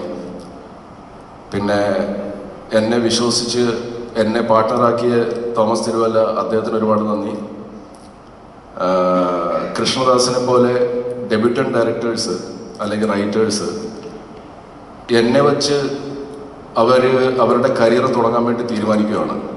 അവരുടെ ജീവിതം, കരിയർ നമ്മുടെ ജീവിതത്തിൻ്റെ ഭാഗമാണ്, ഒരു മെയിൻ ഭാഗമാണ്. അത് എന്നെ ഹീറോവാക്കി പടം ചെയ്യാൻ വേണ്ടി തീരുമാനിച്ച് കൃഷ്ണദാസ് ഉൾപ്പെടെ എന്നെ വെച്ച് പടം ചെയ്ത ഡെബ്യൂട്ടൻ്റ് ഡയറക്ടേഴ്സും റൈറ്റേഴ്സും പ്രൊഡ്യൂസേഴ്സിനും എല്ലാവർക്കും ഞാൻ നന്ദി ഈ ഒരു അവസരത്തിൽ രേഖപ്പെടുത്തുകയാണ്. കാരണം അതത്ര വലിയ റിസ്ക്കാണ് എന്നെ പോലത്തെ ഒരാളെ വെച്ച് അവരുടെ കരിയർ തുടങ്ങാന്നുള്ളത്. So I respect them for that. ഞാൻ എപ്പോഴും മുൻഗണന കൊടുത്തിരിക്കുന്നത് അവർക്കാണ്. എനിക്കൊരു സിനിമയുടെ കഥ ഇഷ്ടപ്പെട്ടാൽ ഞാൻ ആ സംവിധായകനും ആ റൈറ്റർക്കും ആ പ്രൊഡ്യൂസർക്കും ഞാൻ ഏറ്റവും ആദ്യം ഡേറ്റ്സ് കൊടുക്കും. ആ ഡേറ്റ്സ് ഞാൻ തെറ്റിക്കില്ല. എനിക്കും പുറത്തുനിന്നൊക്കെ ഓഫേഴ്സ്, ഐ മീൻ അതർ ലാംഗ്വേജസിൽ നിന്നൊക്കെ ഓഫേഴ്സ്, നല്ല വലിയ പടങ്ങളിൽ എനിക്ക് ഓഫേഴ്സ് വന്നിട്ടുണ്ട്, തെലുങ്കിൽ നിന്നും തമിഴിൽ നിന്നൊക്കെ. പക്ഷേ അവിടെ ഞാൻ ഡേറ്റ് കൊടുത്താൽ ഒരു ഡെബ്യൂട്ടൻ്റ് ഡയറക്ടറും ആ ഡയറക്ടറിൻ്റെ ഫാമിലിയും ഭാര്യയും അമ്മയും മക്കളും അച്ഛനും ഫ്രണ്ട്സും ഒക്കെ ആ പ്രൊജക്റ്റ് അടക്കാൻ വേണ്ടി കാത്തിരിക്കുകയാണ്. ഞാനവിടെ ആ സമയത്ത് തെലുങ്ക് പടം ഒന്നും പറഞ്ഞുകൊണ്ട് പോയാൽ എന്നോട് പലരും ചോദിക്കാറുണ്ട് എന്തുകൊണ്ട് കാണുന്നില്ല, ഓഫേഴ്സ് ഒന്നും വരുന്നില്ല എന്ന്. വരാത്തതുകൊണ്ടല്ല, പക്ഷെ ഞാൻ ഇവിടെ കമ്മിറ്റ് ചെയ്ത് ഇത് ആദ്യം പാലിക്കുക എന്നുള്ളതാണ്. എനിക്കറിയാം എൻ്റെ അമ്മയച്ഛനും അല്ലെങ്കിൽ എൻ്റെ ഭാര്യയും ഒരു പ്രൊജക്റ്റിന് വേണ്ടി വെയിറ്റ് ചെയ്യുന്നത്. അപ്പം ഡെഫിനറ്റ്ലി ഒരു ഡെബ്യൂറ്റൻ്റ് വരുന്ന സമയത്ത് അവിടെ ഞാൻ എനിക്ക് പറയാൻ വളരെ ഈസിയാണ്, അവരത് അക്സെപ്റ്റ് ചെയ്യുകയും ചെയ്യും. അത് നമുക്ക് അടുത്ത മാസം വേണ്ട, നമുക്കൊരു 2 മാസം കഴിഞ്ഞിട്ട് നമുക്ക് ഷൂട്ട് ചെയ്യാമെന്ന്. പക്ഷേ ദാസൻ തന്നെ, കൃഷ്ണദാസ് തന്നെ, തോമസ് ചേട്ടനെ ഞാൻ ദുബായ് വെച്ച് കണ്ട് തോമസ് ചേട്ടനോട് ഇങ്ങോട്ട് ചോദിച്ചു വല്ല നല്ല കഥകളും കേട്ടോ. ഞാൻ 2 കഥകൾ പറഞ്ഞു. അതിൻ്റെ അകത്ത് ദാസൻ പറഞ്ഞ ഭരതനാട്യത്തിൻ്റെ കഥ പുള്ളിക്ക് ഇഷ്ടപ്പെട്ടു, അത് കേൾക്കണമെന്ന് പറഞ്ഞു. ഞാൻ കൃഷ്ണദാസിൻ്റെ പറഞ്ഞു. അപ്പോൾ കൃഷ്ണദാസ് എന്നോട് ഒരു 3-4 മാസം മുമ്പാണ് ആദ്യമായിട്ട് എന്നോട് ഈ കഥ പറയുന്നത്. ഞാൻ പറഞ്ഞത് നീ ഭയങ്കര ലക്കിയാണ്, ഇത്രയും പെട്ടെന്ന് പ്രൊജക്റ്റ് ആയില്ലേ, ഒരു പ്രൊഡ്യൂസറെ കിട്ടിയില്ലേ. അപ്പോൾ കൃഷ്ണദാസ് പറഞ്ഞു ചേട്ടാ അത് ശരിയാണ്, പക്ഷേ 3 വർഷമായിട്ട് ഞാൻ ട്രൈ ചെയ്തുകൊണ്ടിരിക്കുകയാണ്. അത് എനിക്കറിയാം. Well explained. എന്നുവെച്ചാൽ ആ 3 വർഷം നമ്മൾ കാണുന്നില്ല, ഞാൻ ആ 4 മാസം മാത്രമേ കാണുന്നുള്ളൂ. അപ്പോൾ അങ്ങനെ വരുമ്പോഴത്തേക്ക് ഞാൻ ദാസന് ഡേറ്റ് കൊടുത്തിട്ട് പിന്നെ ഞാനൊരു തെലുങ്ക് പടത്തിൽ അഭിനയിച്ചിട്ട് വരാം, എനിക്ക് വേണമെങ്കിൽ കൺവിൻസ് ചെയ്യാം. തെലുങ്കിൽ അഭിനയിച്ചാൽ ചിലപ്പം നമുക്ക് കുറച്ചുകൂടെ അവിടെ ഒരു റീച്ച് കിട്ടും, അപ്പോൾ നമുക്ക് നമ്മുടെ പടത്തിന് ഗുണം ചെയ്യാമെന്നൊക്കെ പറഞ്ഞുകൊണ്ട് പറഞ്ഞാൽ ഏതൊരു ഡെബ്യൂട്ടൻ്റായിട്ടും സമ്മതിക്കും. പക്ഷേ ഞാനത് ചെയ്യാറില്ല. അതുകൊണ്ടാണ് എന്നെ അതർ ലാംഗ്വേജിൽ കാണാത്തത്. അങ്ങനെ ഇത്തരം കാര്യങ്ങൾ പറഞ്ഞത് നമ്മുടെ സിനിമയായിട്ട് റിലേറ്റഡ് അല്ല. പക്ഷേ ഈ പടം അല്ലെങ്കിൽ ഭരതനാട്യം ദാസൻ എന്നെ വെച്ച് ചെയ്തു. അവൻ്റെ കരിയർ സ്റ്റാർട്ട് ചെയ്യുന്നത് എന്നെ ഹീറോ ആക്കിയാണ്. അവനിൽ എന്നെക്കാളും വിശ്വാസം കൃഷ്ണദാസനോ അല്ലെങ്കിൽ ബാക്കിയുള്ള ഡെബ്യൂട്ടൻ്റ് ആയിട്ട് വെച്ച് പടം ചെയ്ത ആൾക്കാർക്ക് എന്നെക്കാളും വിശ്വാസമുണ്ട്. അതുകൊണ്ടാണ് അവർ ചെയ്തത്. അപ്പോൾ ഈ ഒരു അവസരത്തിൽ എല്ലാവരോടും നന്ദി. Thanks a lot media, thanks audience, love you all. ഒരുപാട് സപ്പോർട്ട് കിട്ടി. ഓഡിയൻസ് കാരണം മാത്രമാണ് ഇന്ന് ഇത്രയും സന്തോഷത്തോടെ നമുക്കിവിടെ ഇരിക്കാൻ പറ്റുന്നത്. എൻ്റെ മുഖത്ത് ചിരിയില്ല, പക്ഷെ ഞാൻ ഉള്ളിൻ്റെ ഉള്ളിൽ ഭയങ്കര എക്സൈറ്റഡ് ആണ്. നമ്മുടെ ദിവ്യയുടെ ഒരു ഡയലോഗുണ്ട് മോഹിനിയാട്ടത്തിൽ. ഞാൻ ദിവ്യയോടൊക്കെ ചോദിക്കും നിങ്ങൾക്കാർക്കും എന്തൊരു കൂസലില്ലാത്തതെന്ന്. അപ്പോൾ ദിവ്യയുടെ ഡയലോഗാണ് കൂസലൊക്കെ ഉണ്ട്, പക്ഷേ ഞങ്ങളത് കാണിക്കാത്തതാണ്. അപ്പോൾ അത് പറഞ്ഞ പോലെ ഞാനിപ്പോഴൊരു സ്വപ്നലോകത്താണ്. ഇതൊക്കെ ശരിക്കും സംഭവിക്കുന്നുണ്ടോ? ഇത്ര ആൾക്കാരൊക്കെ തിയേറ്ററിൽ കയറുന്നുണ്ടോ? ഇത്രയൊക്കെ റെസ്പോൺസസ് ഇത് ശരിക്കും സംഭവിക്കുന്നുണ്ടോ? എന്നൊക്കെയുള്ളൊരു ഇതിലാണ്. അപ്പം ഞാനൊരു 2 ദിവസം കൂടി എടുക്കുമെന്ന് തോന്നുന്നു ഇതിൽ നിന്ന് റിക്കവർ ആകാൻ വേണ്ടി, റിയാലിറ്റിയിലേക്ക് വരാൻ. അടുത്ത പ്രാവശ്യം ഞാൻ നിങ്ങളെ കാണുമ്പം ഞാൻ ഒരുപാട് സന്തോഷവാനായിട്ട് നിങ്ങൾക്ക് എൻ്റെ മുഖത്തുനിന്ന് തന്നെ കിട്ടും. ഇപ്പം എൻ്റെ സംസാരത്തിൽ മാത്രമേ ഉള്ളൂ, പക്ഷേ അടുത്ത പ്രാവശ്യം എൻ്റെ ബോഡി ലാംഗ്വേജിലും മുഖത്തുമൊക്കെ ആ സന്തോഷം കാണും. Thank you. ഹലോ, ഡയറക്ടറിനോടാണ്. ഭരതനാട്യം നമുക്കറിയാവുന്ന പോലെ തന്നെ OTT-യിലാണ് കൂടുതൽ ആളുകളിലേക്ക് എത്തിയിട്ടുള്ളത്. അപ്പോൾ അതിൻ്റെ ഒരു സെക്കൻഡ് പാർട്ട്, തിയേറ്ററിൽ വിജയിക്കാത്തൊരു സിനിമയുടെ സെക്കൻഡ് പാർട്ട് വരുമ്പോൾ ഇനിഷ്യേറ്റീവിൽ നമുക്ക് കുറച്ച് പ്രിക്കോഷൻസ് എടുക്കണം, ഇത് തിയേറ്ററിൽ എങ്ങനെയെങ്കിലും വിജയിപ്പിക്കണം എന്നുള്ളത്. അങ്ങനെ ഇനിഷ്യേറ്റീവിൽ എടുത്തിട്ടുള്ള കുറച്ച് പ്രിക്കോഷൻസ് എന്തായിരിക്കും മോഹിനിയാട്ടത്തിൽ? ഭരതനാട്യം ഇപ്പോൾ OTT-യിൽ സക്സസ് ആയി നിൽക്കുന്ന സമയത്ത് തന്നെ നമുക്ക് മനസ്സിലായിട്ടുണ്ടായിരുന്ന കുറച്ച് കാര്യങ്ങളുണ്ടായിരുന്നു. ഇന്ന കാരണങ്ങൾ കൊണ്ടൊക്കെ ആയിരിക്കും തിയേറ്ററിൽ അത് വർക്കൗട്ട് ആവാതെ പോയിട്ടുണ്ടാവുക എന്നുള്ളത് നമുക്ക് സമയത്ത് വരുന്ന റിവ്യൂസിൽ നിന്നും പിന്നെ നമ്മുടെ ഒരു അനാലിസിസ് മനസ്സിലാവുമല്ലോ. അപ്പോൾ അതിൽ നിന്നും ഉണ്ടായിരുന്നൊരു തിയേറ്റർ എക്സ്പീരിയൻസ് എന്ന് പറയുന്നൊരു സംഭവം. അപ്പോൾ അതിലോട്ടേക്ക് പടം എത്തിക്കണം എന്നുള്ളത് ആ ഒരു റൈറ്റിംഗ് സ്റ്റേജിൽ തന്നെ മനസ്സിലുണ്ടായിരുന്നു.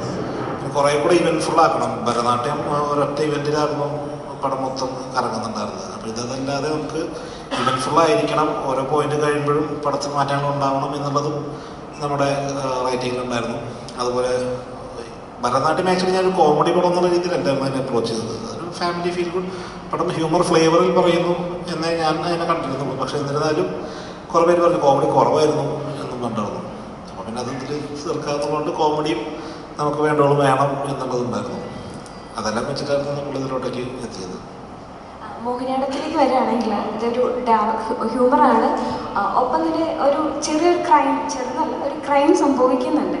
അത് ഇപ്പം നമുക്ക് കുറേ കാര്യങ്ങൾ ചർച്ച ചെയ്യുന്ന സാഹചര്യത്തിലാണ് നമ്മൾ പോയിക്കൊണ്ടിരിക്കുന്നത്. അപ്പം ഈ ക്രൈമിനെ എങ്ങനെ നോർമലൈസ് ചെയ്യാം, അല്ലെങ്കിൽ ഇതിനൊരു ലീഗൽ സൈഡ് ഉണ്ടാവുമോ, അതിനെപ്പറ്റി അന്വേഷിച്ചിട്ടുണ്ട്? അല്ല, ഞാൻ അങ്ങനെ അതിലോട്ട് കൂടുതൽ പോകാറില്ല. കാരണം എല്ലാതരം സിനിമകളും വരണം എന്ന് തന്നെയാണ് എൻ്റെ ആഗ്രഹം. ഇത്തരം സിനിമകൾ കാണാൻ എനിക്കിഷ്ടമാണ്. കാണാൻ എന്ന് പറഞ്ഞിട്ട് ഞാനത് കണ്ട് ആൾക്കാരെ കൊല്ലാൻ പോവില്ല. അപ്പോൾ അത്തരത്തിൽ തന്നെ എടുക്കുന്നൊരു വലിയൊരു സമൂഹം ഉണ്ടെന്ന് പറയാം. അപ്പോൾ അവർക്ക് ഇഷ്ടപ്പെടും എന്നുള്ളൊരു ഇതിൽ തന്നെയാണ് ഈ സിനിമ ചെയ്തിട്ടുള്ളത്. സിനിമയാണ്, ഇപ്പോൾ അതങ്ങനെ പോയ പോലെ.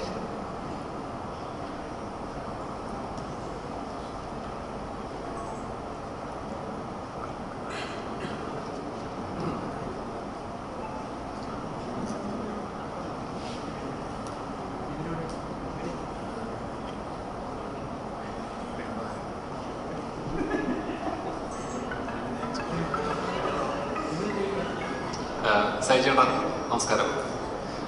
സൈജേട്ടൻ പറഞ്ഞതുപോലെ ഒരു എന്താ പറയുക, ഒരു ട്രെയിലറിൽ അല്ലെങ്കിൽ ഒരു സിനിമയുടെ പൂജയ്ക്ക് വന്ന സമയത്താണ് ഫസ്റ്റ് ചേട്ടൻ പറഞ്ഞത് മോഹിനിയാട്ടം ഭരതനാട്യം കഴിഞ്ഞ് ഇനി ഒരു മോഹിനിയാട്ടം തുടങ്ങാൻ പോവാണ് എന്ന്. അന്ന് എല്ലാവരും അതൊരു തമാശയായിട്ടാണ് എടുത്തിരുന്നത്, ഒരു ട്രോൾ പോലെ അല്ലെങ്കിൽ ആ ഒരു ഇതിൻ്റെ ഒരു. പക്ഷെ ആ പറഞ്ഞ വാക്ക് ഇന്നത് യാഥാർത്ഥ്യമായി പ്രേക്ഷകർക്ക് വളരെ സക്സസ്ഫുൾ ആയിട്ട് ഏറ്റെടുക്കുന്നു, തിയേറ്ററുകളിൽ ഭയങ്കര രസമായിട്ട് വന്നുകൊണ്ടിരിക്കുന്നു.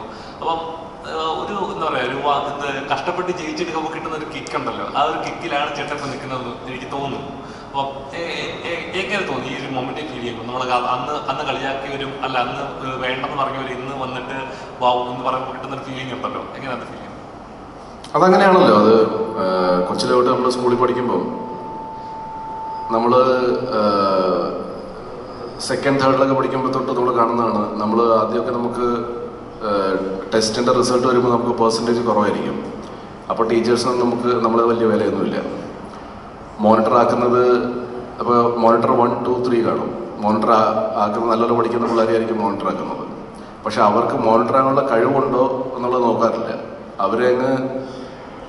ഇവന് കഴിവുണ്ടാകും, പഠിക്കാൻ നല്ലതാണെങ്കിൽ ഇവന് സ്പോർട്സിലും കഴിവുണ്ടാകും, ഇവന് മോണിറ്ററാനും കഴിവുണ്ടാകും, ഇവന് എലിക്യൂഷന് പോലും കഴിവുണ്ടാകും എന്നൊക്കെ ഉള്ളൊരു ധാരണ നമ്മളൊക്കെ പഠിക്കുന്ന സമയത്തുണ്ടായിരുന്നു. അപ്പം നമ്മൾ അതൊക്കെ കണ്ടു വളർന്നതാണ്. അപ്പോൾ അതുകൊണ്ട് നമുക്കറിയാം, ഞാൻ സക്സസ്ഫുൾ അല്ലാത്ത സമയത്തും ഒരു ബ്രേക്ക് സിനിമയിലാണ് നമുക്കൊന്നും പറയാൻ പറ്റാത്തത്, എപ്പോൾ വേണമെങ്കിൽ ബ്രേക്ക് കിട്ടാം.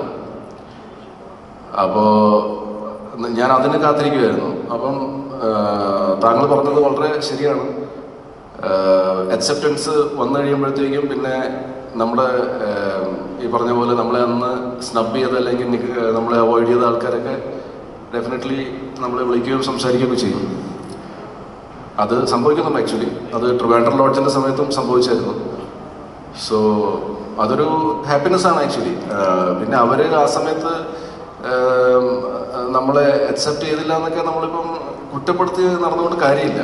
നമ്മൾ ജീവിതത്തിൽ മുമ്പോട്ട് പോകുക എന്നുള്ളതാണ്. നമ്മൾ അതിനെപ്പറ്റിയൊക്കെ ഒരുപാട് നമ്മൾ ബോധവാനായാൽ, ഇപ്പം നമ്മൾ എന്നെ ട്രോൾ ചെയ്തിട്ടുണ്ട് ഒരുപാട് പേര്. നാച്ചുറലി അത് എനിക്കും അറിയാം, എൻ്റെ അഭിനയം പ്രശ്നമായിരുന്നു. ഞാനൊരു മോൺ ആക്ടറൊന്നുമല്ല. ഞാൻ സിനിമകൾ മലയാളം ഇൻഡസ്ട്രി എന്നെ ഒരുപാട് സപ്പോർട്ട് ചെയ്തിട്ടുണ്ട്. അഭിനയം അറിയാഞ്ഞിട്ടും എനിക്ക് ക്യാരക്ടേഴ്സ് കിട്ടിയിട്ടുണ്ട്. ആ ക്യാരക്ടേഴ്സൊക്കെ ചെയ്തുകൊണ്ടാണ് എനിക്ക് ഇന്നിപ്പം മോഹിനിയാട്ടത്തിലൊന്നും നിൽക്കാൻ പറ്റുന്നത്. എൻ്റെ പല ഓടാത്ത സിനിമകളുമുണ്ട്. ഇപ്പം 150 സിനിമകളായല്ലോ, അതിൻ്റെ അകത്ത് ഓടാത്ത സിനിമകൾ ഉണ്ട്. ഓടാത്ത സിനിമകളിൽ ഞാൻ ഒരിക്കലും എനിക്ക് ഗിൽറ്റ് ഫീലിങ്ങോ റിഗ്രറ്റോ ഒന്നുമില്ല ആ സിനിമകൾ ചെയ്തതിൽ. കാരണം ആ സിനിമകളില്ലായിരുന്നെങ്കിൽ എനിക്ക് എക്സ്പീരിയൻസ് കിട്ടില്ല. അതെല്ലാം ഓരോ സിനിമകളും എൻ്റെ മൈൽ സ്റ്റോൺസ് ആയിരുന്നു. ഓരോ മേക്കേഴ്സും, ഓരോ പ്രൊഡ്യൂസേഴ്സും, ഓരോ റൈറ്റേഴ്സും, എല്ലാ ടെക്നീഷ്യൻസും, ഇവരൊക്കെ മൈൽ സ്റ്റോൺസ് ആണ് എൻ്റെ കരിയറിൽ. ബട്ട് താങ്കൾ പറഞ്ഞ പോലെ ആ ഒരു കിക്കെന്ന് എനിക്കറിയില്ല, അതിനൊരു കറക്റ്റ് വേർഡ് കിക്കാണെന്നറിയില്ല, നിങ്ങൾ അങ്ങനെയല്ലേ പറഞ്ഞത്. പക്ഷേ ഒരു സ്വപ്നലോകത്താണ്, ചെറിയൊരു കിളി പാറിയ പോലത്തെ ഒരു അവസ്ഥ. പക്ഷെ അത് ഞാൻ എൻജോയ് ചെയ്യുന്നുണ്ട്. കാരണം ഈ പോസിറ്റീവ് റെസ്പോൺസ് ഒരുപാട് വരുന്നുണ്ട്.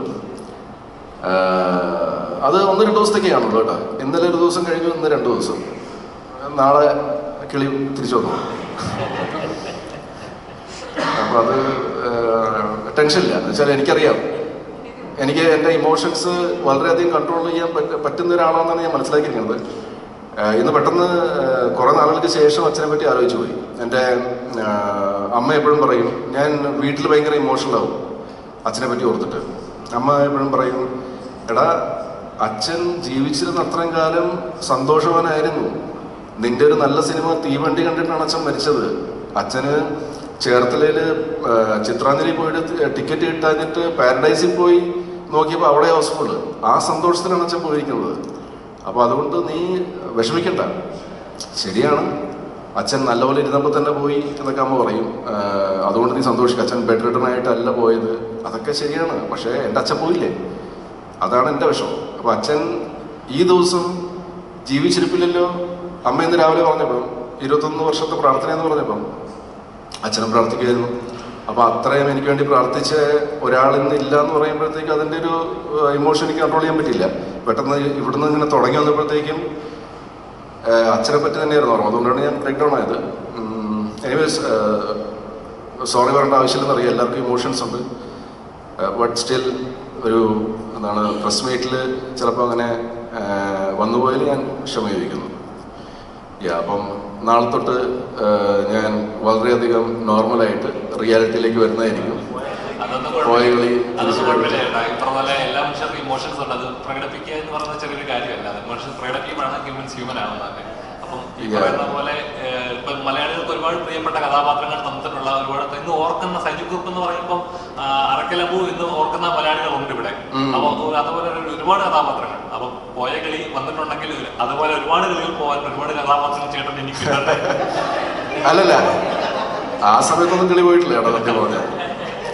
സീരിയസ്ലി ഇന്ന് ആദ്യമായിട്ടാണ് എൻ്റെ കരിയറിൽ കിളി പോകൽ പല ടൈപ്പ് ഉണ്ടല്ലേ. ഇപ്പോൾ ഹാപ്പിനെസ് കൊണ്ടുള്ള കിളി പോകലാണ്, അത് ആദ്യത്തെ പ്രാവശ്യമാണ്. അല്ലെങ്കിൽ ഇപ്പം പല ക്യാരക്ടേഴ്സ് എൻ്റെ ഒരുപാട് അപ്രീഷിയേറ്റ് ചെയ്യപ്പെട്ടിട്ടുണ്ട്. അപ്പോഴത്തെ അങ്ങനെ കിളി പോയിട്ടില്ല. ഇതെനിക്ക് വിശ്വസിക്കാൻ പറ്റുന്നില്ല, അതാണ് പ്രശ്നം. ഇതൊക്കെ ശരിക്കും സംഭവിക്കുന്നതാണോ? എൻ്റെ ഒരു സിനിമയ്ക്ക് ഇത്ര റിവ്യൂസ്. അവർലി ഇപ്പം മിഥുൻ മാനുവൽ തോമസ് എന്നെ വിളിച്ചു, ചേട്ടാ ഇന്നലെ വരെ 1.5 വരെ എത്തിയിട്ടുള്ളൂ കേട്ടോ പെർ അവർ ടിക്കറ്റ് ബുക്കിങ്സ്. ആ പുള്ളി എനിക്ക് ടാർഗറ്റ് തന്നിട്ടിരിക്കുക. ഇതായിട്ട് ഞാനാണ് ആൾക്കാരെ വിടുന്നുള്ള പോലെ. ഇന്ന് 2 to 3,000 അടിച്ചിരിക്കണമെന്ന്. അപ്പോൾ ഞാൻ പറഞ്ഞു മിഥുൻ ഇന്ന് അടിക്കും, ഇന്ന് സാറ്റർഡേ അല്ലേ, അപ്പോൾ ഉറപ്പിട്ട് അടിക്കും. അത് കഴിഞ്ഞപ്പോഴത്തേക്ക് 2.35 ആയതിൻ്റെ സ്ക്രീൻഷോട്ട് എടുത്ത് ഞാൻ പുള്ളിക്ക് അയച്ചു കൊടുത്തു. അപ്പോൾ ഉണ്ട് പുള്ളി വിധം മാറ്റി. ചേട്ടാ 3 to 4 വരണം കേട്ടോ എങ്ങനെയെങ്കിലും. ഞാൻ പറഞ്ഞു ഇങ്ങനെ ടാർഗറ്റ് തരാതെ, ഈ ടാർഗറ്റ് സെയിൽസിൽ തന്നതുകൊണ്ടാണ് ഞാൻ സെയിൽസ് വിട്ടിട്ട് ഇവിടെ വന്നത്. ഇവിടെ വന്നപ്പോൾ ഇവിടെ ടാർഗറ്റ്. അപ്പൊ അങ്ങനെയാണ് സംഭവം. Thank you. വിധിച്ചേർന്നാണ് ഇൻസ്പിറേഷൻ എന്ന് പറഞ്ഞു ഇങ്ങനെ ഒരു പടം സെക്കൻഡ് പാർട്ട് വരാൻ വേണ്ടിയിട്ട്. അപ്പം സൈജയുടെ കാര്യം നോക്കുകയാണെങ്കിൽ ആള് 1, 2, 3 ഉണ്ട്. 1 തിയേറ്ററിൽ പരാജയമായിരുന്നു. ഇവിടെ ഭരതനാട്യം നോക്കുകയാണെങ്കിൽ തിയേറ്ററിൽ പരാജയമായ സിനിമ സെക്കൻഡ് പാർട്ട് ഹിറ്റിലേക്ക് പോയിക്കൊണ്ടിരിക്കുന്നു. അങ്ങനെ നോക്കുകയാണെങ്കിൽ സൈജയുടെ ഒരു ലക്കി സ്റ്റാർ ആയിട്ട് മാറുകയാണ്. അതായത് ലക്കി സ്റ്റാർ എന്ന് പറയാൻ പറ്റില്ല. അതായത് ഫസ്റ്റ് പാർട്ട് എന്നെ വെച്ച് ചെയ്തിട്ട് ഓടിയില്ലെങ്കിൽ സെക്കൻഡ് പാർട്ട്. അപ്പോൾ ഈ ഫസ്റ്റ് പാർട്ട് ചെയ്യണമല്ലോ ആരെങ്കിലും. അങ്ങനെ ഒരു നിർമ്മാതാവ് വരില്ല. സെക്കൻഡ് പാർട്ട് ഓടുവിനെ വെച്ച് ചെയ്താൽ ഫസ്റ്റ് പാർട്ട് അപ്പോൾ നമുക്കൊന്ന് ട്രൈ ചെയ്ത് നോക്കാൻ അങ്ങനെ എനിക്കറിയില്ല. അങ്ങനെയൊക്കെ ചെയ്തു ഇനി ചെയ്യൂ കേട്ടോ. അപ്പോൾ എൻ്റെയും ദാസൻ്റെയും തോമസ് ചേട്ടനെ എൻ്റെ അകത്ത് ഉൾപ്പെടുന്നില്ല. തോമസ് ചേട്ടൻ്റെ എന്തായിരുന്നു വിഷൻ സ്വപ്നം മൗനാട്ടം കൊണ്ടെന്നുള്ളത് എനിക്കറിയില്ല. ഞാനും ദാസനും ഒരേ ഒരു കാര്യം ആഗ്രഹിച്ചിട്ടുള്ളൂ. മിഥുനായിട്ട് സംസാരിച്ചപ്പോൾ ഞങ്ങൾ പറഞ്ഞ കാര്യമാണ്. അതായത് ആടിന് ഫസ്റ്റ് വീക്കിൽ ഒരു ദിവസം വന്ന് കളക്ഷൻ ഉണ്ടല്ല, അത് ഞങ്ങൾക്ക് മൊത്തത്തിൽ കിട്ടിയാൽ ഞങ്ങൾ ഭയങ്കര ഹാപ്പിയാണെന്ന്. അതായിരുന്നു നമ്മുടെ ഒരു ഇപ്പം പലയിടത്തും മറ്റേ 50 crores 100 crores എന്നൊക്കെ കമൻസും ഒക്കെ വരുന്നുണ്ട്. ഇതൊന്നുമല്ല, നമ്മുടെ സ്വപ്നം ഇതായിരുന്നു ടോട്ടൽ. അത് ഭരതനാട്യത്തിന് മൊത്തത്തിൽ വന്ന കളക്ഷനല്ലേ 2 വർഷം മുമ്പ്. അത് ഞങ്ങൾക്ക് ഇന്നലെ ഒരു ദിവസം കൊണ്ട് അതിനേക്കാളും കൂടുതൽ ഓൾമോസ്റ്റ് 1.5 ആണ് കേട്ടോ കാൽക്കുലേഷൻ എന്ന് പറയുന്നത്. 1.5 മടങ്ങ് അല്ലേ? 1.5 മടങ്ങ് കൂടുതലാണ് നമുക്ക് ഇന്നലെ ഒരു ദിവസം കൊണ്ട് കളക്ഷൻ വന്നത്. അപ്പൊ പിന്നെ കിളി പോകില്ലേ? ഈ പറഞ്ഞ പോലെ ഒരു പ്രൊഡ്യൂസർ എന്ന നിലയിൽ ഇപ്പോൾ ആദ്യത്തെ പടത്തിൽ ചെയ്യുന്ന സമയത്ത് പ്രേക്ഷകരുടെ റിയാക്ഷൻസ് എല്ലാം കാണുമ്പോൾ ഓബ്വിയസ്ലി അഥവാ ഫ്ലോപ്പാണ് അല്ലെങ്കിൽ വിചാരിച്ച കളക്ഷൻ കിട്ടിയില്ല എന്ന് ചെയ്യുമ്പോൾ ഉണ്ടാകുന്ന ഒരു ബുദ്ധിമുട്ടുണ്ട്. അതേ ടീമിലൂടെ രണ്ടാമതൊരു ചിത്രം ചെയ്യുമ്പോൾ ഉണ്ടാകുന്ന റിസ്ക് ഉണ്ട്. അല്ലെങ്കിൽ അത് ഒരുതരം വാശിയാവും. എന്നാൽ ഈ പടം വിജയിപ്പിച്ച് മോശം പറഞ്ഞവരെ കൊണ്ട് നല്ലത് പറയിപ്പിക്കും എന്നൊരു പ്രൊഡ്യൂസറിന്റെ വാശി കൂടെ ആവാം. ഇന്ന് ആ വാശി സക്സസ്ഫുൾ ആയി നിൽക്കുകയാണ്. വാശി അല്ല, അതുപോലെ ഇതെൻ്റെ 9ാമത്തെ സിനിമയാണ്. അപ്പം സൈജുവും ഞാനും കൂടെ ഇത് 4ാമത്തെ സിനിമയാണ്. മെഹും മൂസയിലെ ആണ് ഞാൻ സൈജുവിനെ പരിചയപ്പെടുന്നത്, യഥാർത്ഥത്തിൽ നേരിട്ട് കാണുന്നതും സംസാരിക്കുന്നതും. അത് കഴിഞ്ഞ് ഞങ്ങൾ പാപ്പച്ചനോട് ബിരിയാണി ചെയ്തു, ഭരതനാട്യം ചെയ്തു, മോഹിനിയാട്ടം ചെയ്തു. ഇതിലെ പ്രധാനമായിട്ട് ഞാൻ കണ്ടത് ഭരതനാട്യം നമ്മൾ സിനിമ ചെയ്ത് കഴിഞ്ഞപ്പോൾ അതിലുണ്ടായിരുന്ന സിനിമ നന്നായിട്ട് വന്നു, OTT ഭയങ്കര അപ്രീസിയേഷൻ വന്നു. പക്ഷേ കൃഷ്ണദാസ് മുരളി എന്ന് പറയുന്ന ഒരു വ്യക്തി, അദ്ദേഹം എഞ്ചിനീയറിംഗ് കോളേജിലെ അധ്യാപകനായിരുന്നു. എഞ്ചിനീയറിംഗ് കോളേജിലെ അധ്യാപനം കളഞ്ഞിട്ട് ഇവിടെ വന്ന് സിനിമയായിട്ട് നടക്കുമ്പോൾ ഞാനും ഈ സിനിമ ആഗ്രഹിച്ച് നടന്നിട്ടുള്ളൊരു വ്യക്തിയാണ്. അങ്ങനെയാണ് ജോലി തേടി വിദേശത്ത് പോകുന്നത്. അല്ലെങ്കിൽ ഇവിടെയൊക്കെ ഉണ്ടായിരുന്ന ആളാണ്, കലാപരമായിട്ട് നടന്നൊരു വ്യക്തിയാണ്. അപ്പം കൃഷ്ണദാസിന് എത്രമാത്രം കഴിവുണ്ടെന്നും കൃഷ്ണദാസ് എഴുതിയാൽ എങ്ങനെ ഉണ്ടാകുമെന്നുമുള്ളത് തിരിച്ചറിയാൻ അധികം ബുദ്ധിമുട്ടൊന്നുമില്ല. നന്നായിട്ട് എഴുതുകയും നന്നായിട്ട് കൃഷ്ണദാസ് ചിരിക്കത്തില്ല ഒത്തിരി. നമ്മൾ കോമഡി പറഞ്ഞാൽ ഒത്തിരി ചിരിക്കും. ഇപ്പം ഞാൻ എന്തെങ്കിലും കൃഷ്ണദാസിനെ വിളിച്ച് ഒരു കോമഡി ഒരു സാധനം പറഞ്ഞാൽ നമുക്കിങ്ങനെ ആക്കിക്കൂടെ എന്ന് പറഞ്ഞാൽ കൃഷ്ണദാസിന് ഒരു ഡയലോഗുണ്ട്, ആ ചേട്ടാ ആ, ഇത് മാത്രമേ പറയത്തുള്ളൂ. അപ്പം ഞാൻ പറഞ്ഞത് ഈ സൗണ്ട് മാത്രമേ ഉള്ളൂ. അതല്ലെങ്കിൽ നിങ്ങളൊന്ന് പറഞ്ഞു നോക്കണം ഇത് കഴിക്കാറൊന്നും. പക്ഷേ കൃഷ്ണദാസ് നല്ല കഴിവുള്ള ഒരു എഴുത്തുകാരനാണ്. മലയാള സിനിമയ്ക്ക് കൃഷ്ണദാസ് വേണം എന്നുള്ള യാതൊരു സംശയമില്ല. അതിൻ്റെ ഭാഗമാണ് മോഹിനിയാട്ടം. ചേട്ടാ അപ്പോൾ ഈ പറഞ്ഞ പോലെ തന്നെ ഒരു അധ്യാപന ലൈഫിൽ നിന്ന് ഒരു സിനിമയിൽ ഇറങ്ങി ഇപ്പം ഒരു എന്താ പറയാ മലയാള സിനിമയിൽ ഒരു വാഗ്ദാനം തന്നെ പറഞ്ഞാൽ പറയാൻ പറ്റും.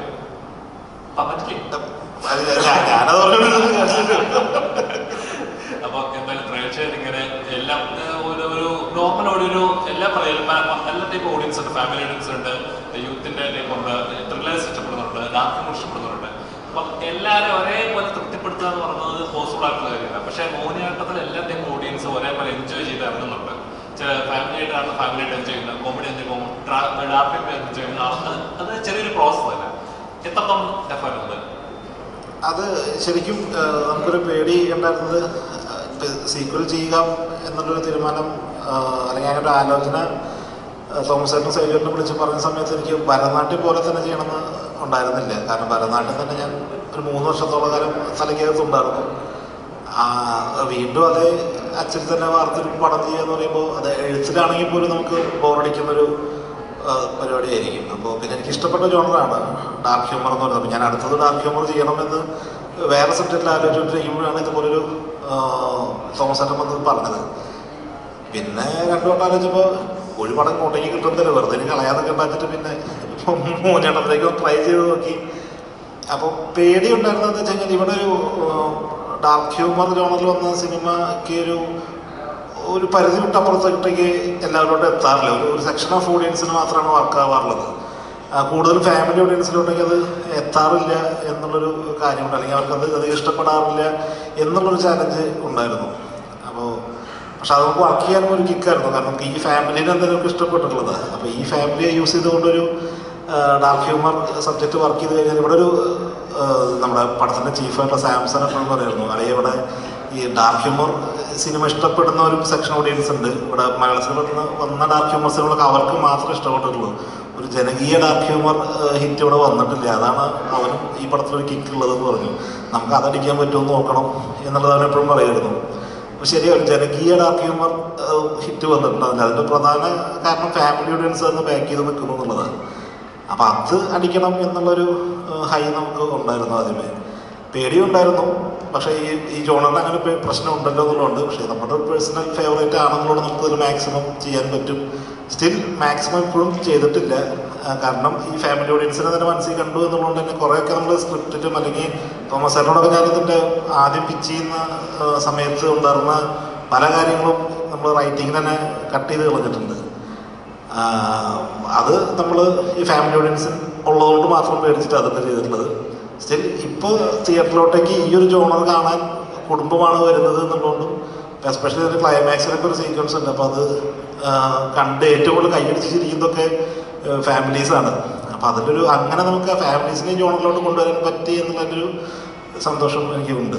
അപ്പോൾ നേരത്തെ ഞാൻ ചോദിച്ചിരുന്നല്ലോ, അപ്പോൾ അത് പ്രശ്നമായി തോന്നില്ലേ ഓഡിയൻസിന് എന്നുള്ളത്. പക്ഷെ അവരെല്ലാവരും ചിരിച്ചിട്ടാണ് വരുന്നത്. ഡാർക്ക് ഹ്യൂമറായിട്ട് തന്നെ എടുക്കാൻ നമ്മുടെ ആളുകൾക്ക് പറ്റുന്നുണ്ട്. തീർച്ചയായിട്ടും ഇൻഫ്ലുവൻസറൊക്കെ ആവും ആളുകൾ, ഇല്ലെന്നൊന്നും പറയുന്നൊന്നുമില്ല. പക്ഷേ അതൊരു നമ്മളത് അവതരിപ്പിക്കുന്നത് പോലെ ഉണ്ടാവും. നമ്മൾ ചിരിപ്പിക്കുക എന്നുള്ള ഉദ്ദേശത്തിലാണ് അത് ചെയ്തിട്ടുള്ളത്. എല്ലാവരും ചിരിച്ചുകൊണ്ടാണ് പോകുന്നത്. ഒരിക്കലും മോനാട്ടം കണ്ട ഏതെങ്കിലും ഒരാൾ വന്നിട്ട് ഇന്ന് ഒരുത്തനെ തട്ടി ചാറ്റിലാക്കാം എന്ന പ്ലാനോട് കൂടി പോകില്ല എന്നൊരു വിശ്വാസം ആദ്യമേ ഉണ്ടായിരുന്നു.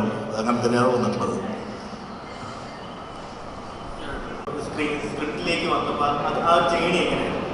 അല്ല, അന്നേരം തോന്നിയ തൊട്ട് ഞാൻ പറഞ്ഞല്ലോ, അത് വേണോ എന്നത് തന്നെയാണ് ഞാൻ ചോദിച്ചിട്ടുള്ളത്. കാരണം നമുക്കിപ്പോൾ തിയേറ്ററിൽ വർക്കായില്ലെങ്കിലും OTT ഇപ്പോൾ നമുക്ക് നല്ല പേര് കിട്ടി.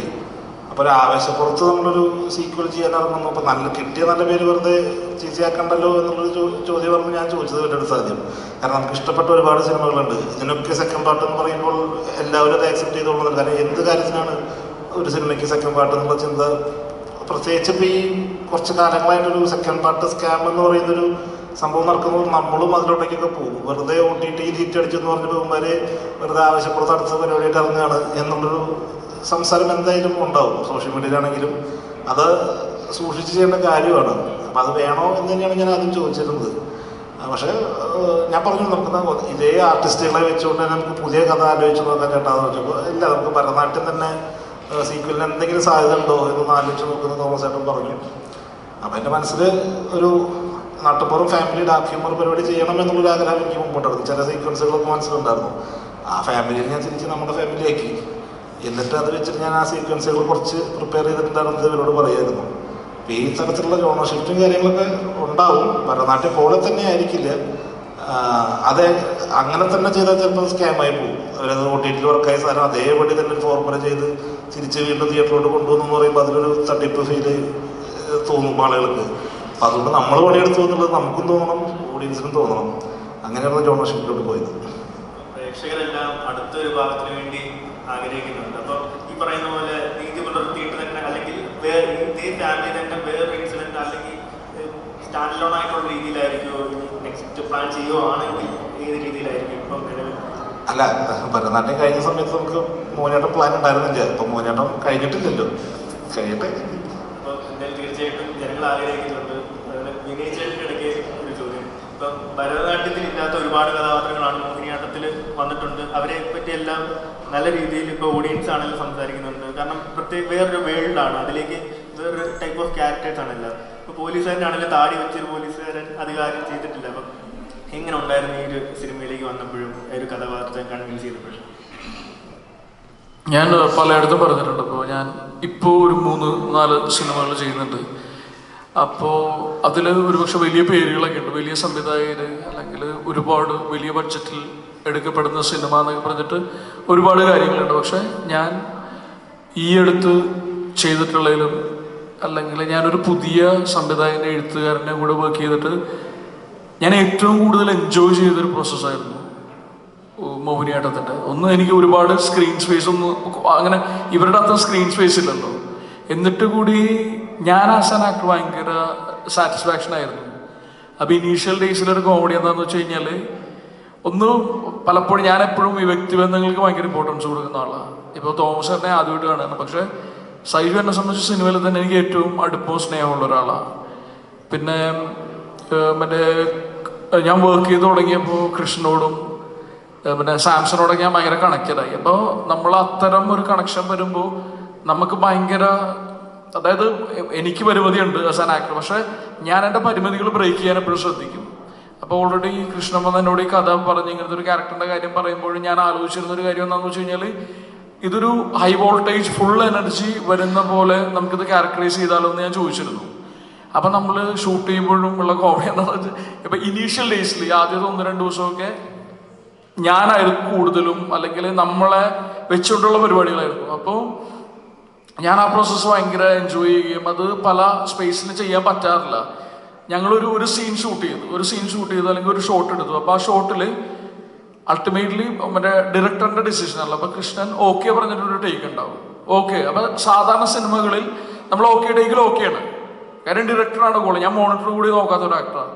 പക്ഷേ മോഹിനിയാട്ടത്തിന് നമ്മൾ വേറൊരു തരത്തിൽ, അതിൻ്റെ റീസൺ എനിക്ക് അറിഞ്ഞുകൂടാ, ഞാൻ വ്യക്തികളോടുള്ള ബന്ധം കൊണ്ടായിരിക്കും. ആ ഓക്കെ ടേക്ക് കഴിഞ്ഞ് കഴിഞ്ഞാൽ ഞാനും ഞാനും കൃഷ്ണനും കൂടെ ആലോചിച്ചിട്ട് പറയും നമുക്ക് ഒരു ടേക്ക് കൂടെ വെറുതെ എടുക്കാം. ഓൾറെഡി ഒരു ഓക്കെ ടേക്ക് ഉണ്ടല്ലോ, എന്നിട്ട് നമ്മൾ ഭയങ്കര ക്രേസി ആയിട്ടുള്ള ഒരു ടേക്ക് കൂടി എടുക്കും. അപ്പൊ പലപ്പോഴും ആ ടേക്ക് നമ്മൾ ഉദ്ദേശിച്ച അല്ലെങ്കിൽ നമ്മുടെ ഓക്കെ ടേക്കിലും ബെറ്റർ ആവും. അപ്പൊ അങ്ങനെ എനിക്ക് ആസ് ആൻ ആക്ടർ ഞാൻ ഭയങ്കരമായിട്ട് എൻജോയ് ചെയ്തിരുന്നു കൃഷ്ണൻ്റെ കൂടെ. നമുക്ക് ഭയങ്കര ക്രിയേറ്റീവ് ഹാപ്പിനെസ് ഉണ്ടായിരുന്നു.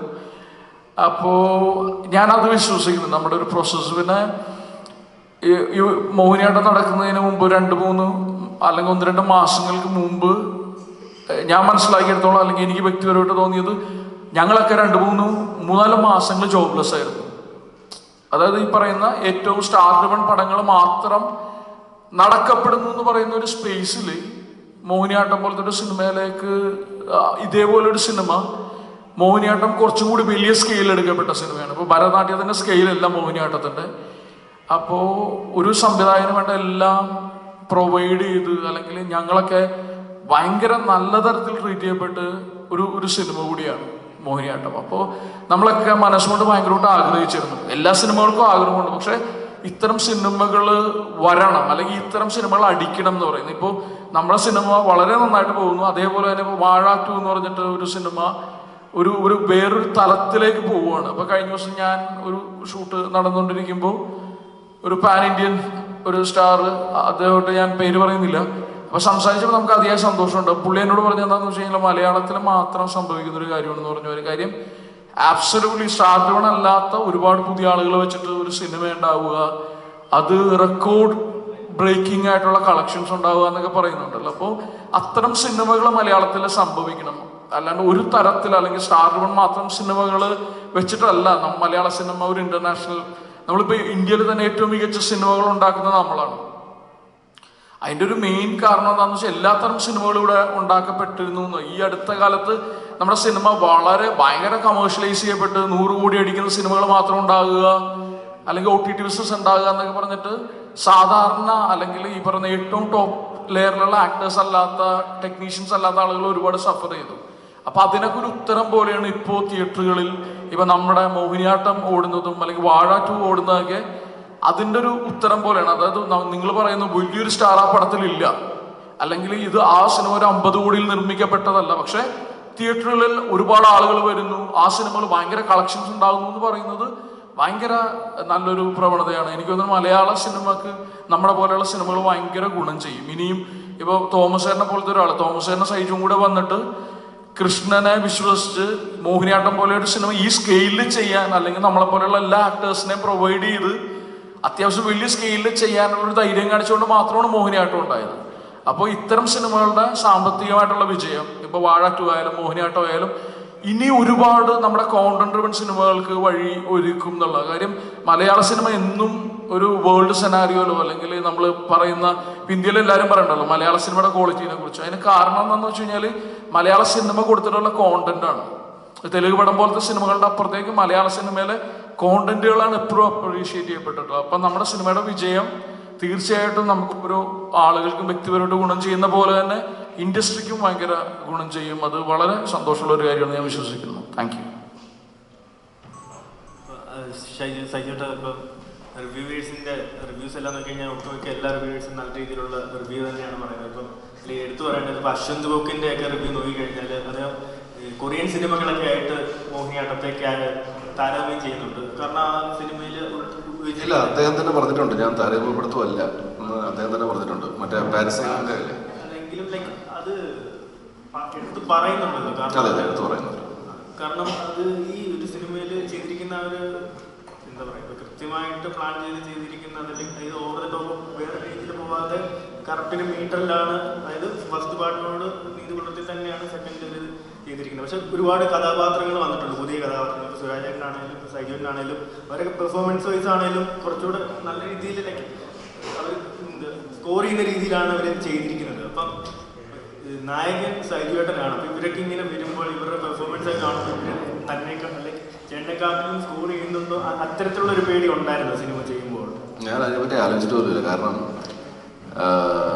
ഞാൻ എൻ്റെ ഡയലോഗ് പഠിക്കുന്നതിലായിരുന്നു കോൺസെൻട്രേറ്റ് ചെയ്തുകൊണ്ടിരുന്നത്.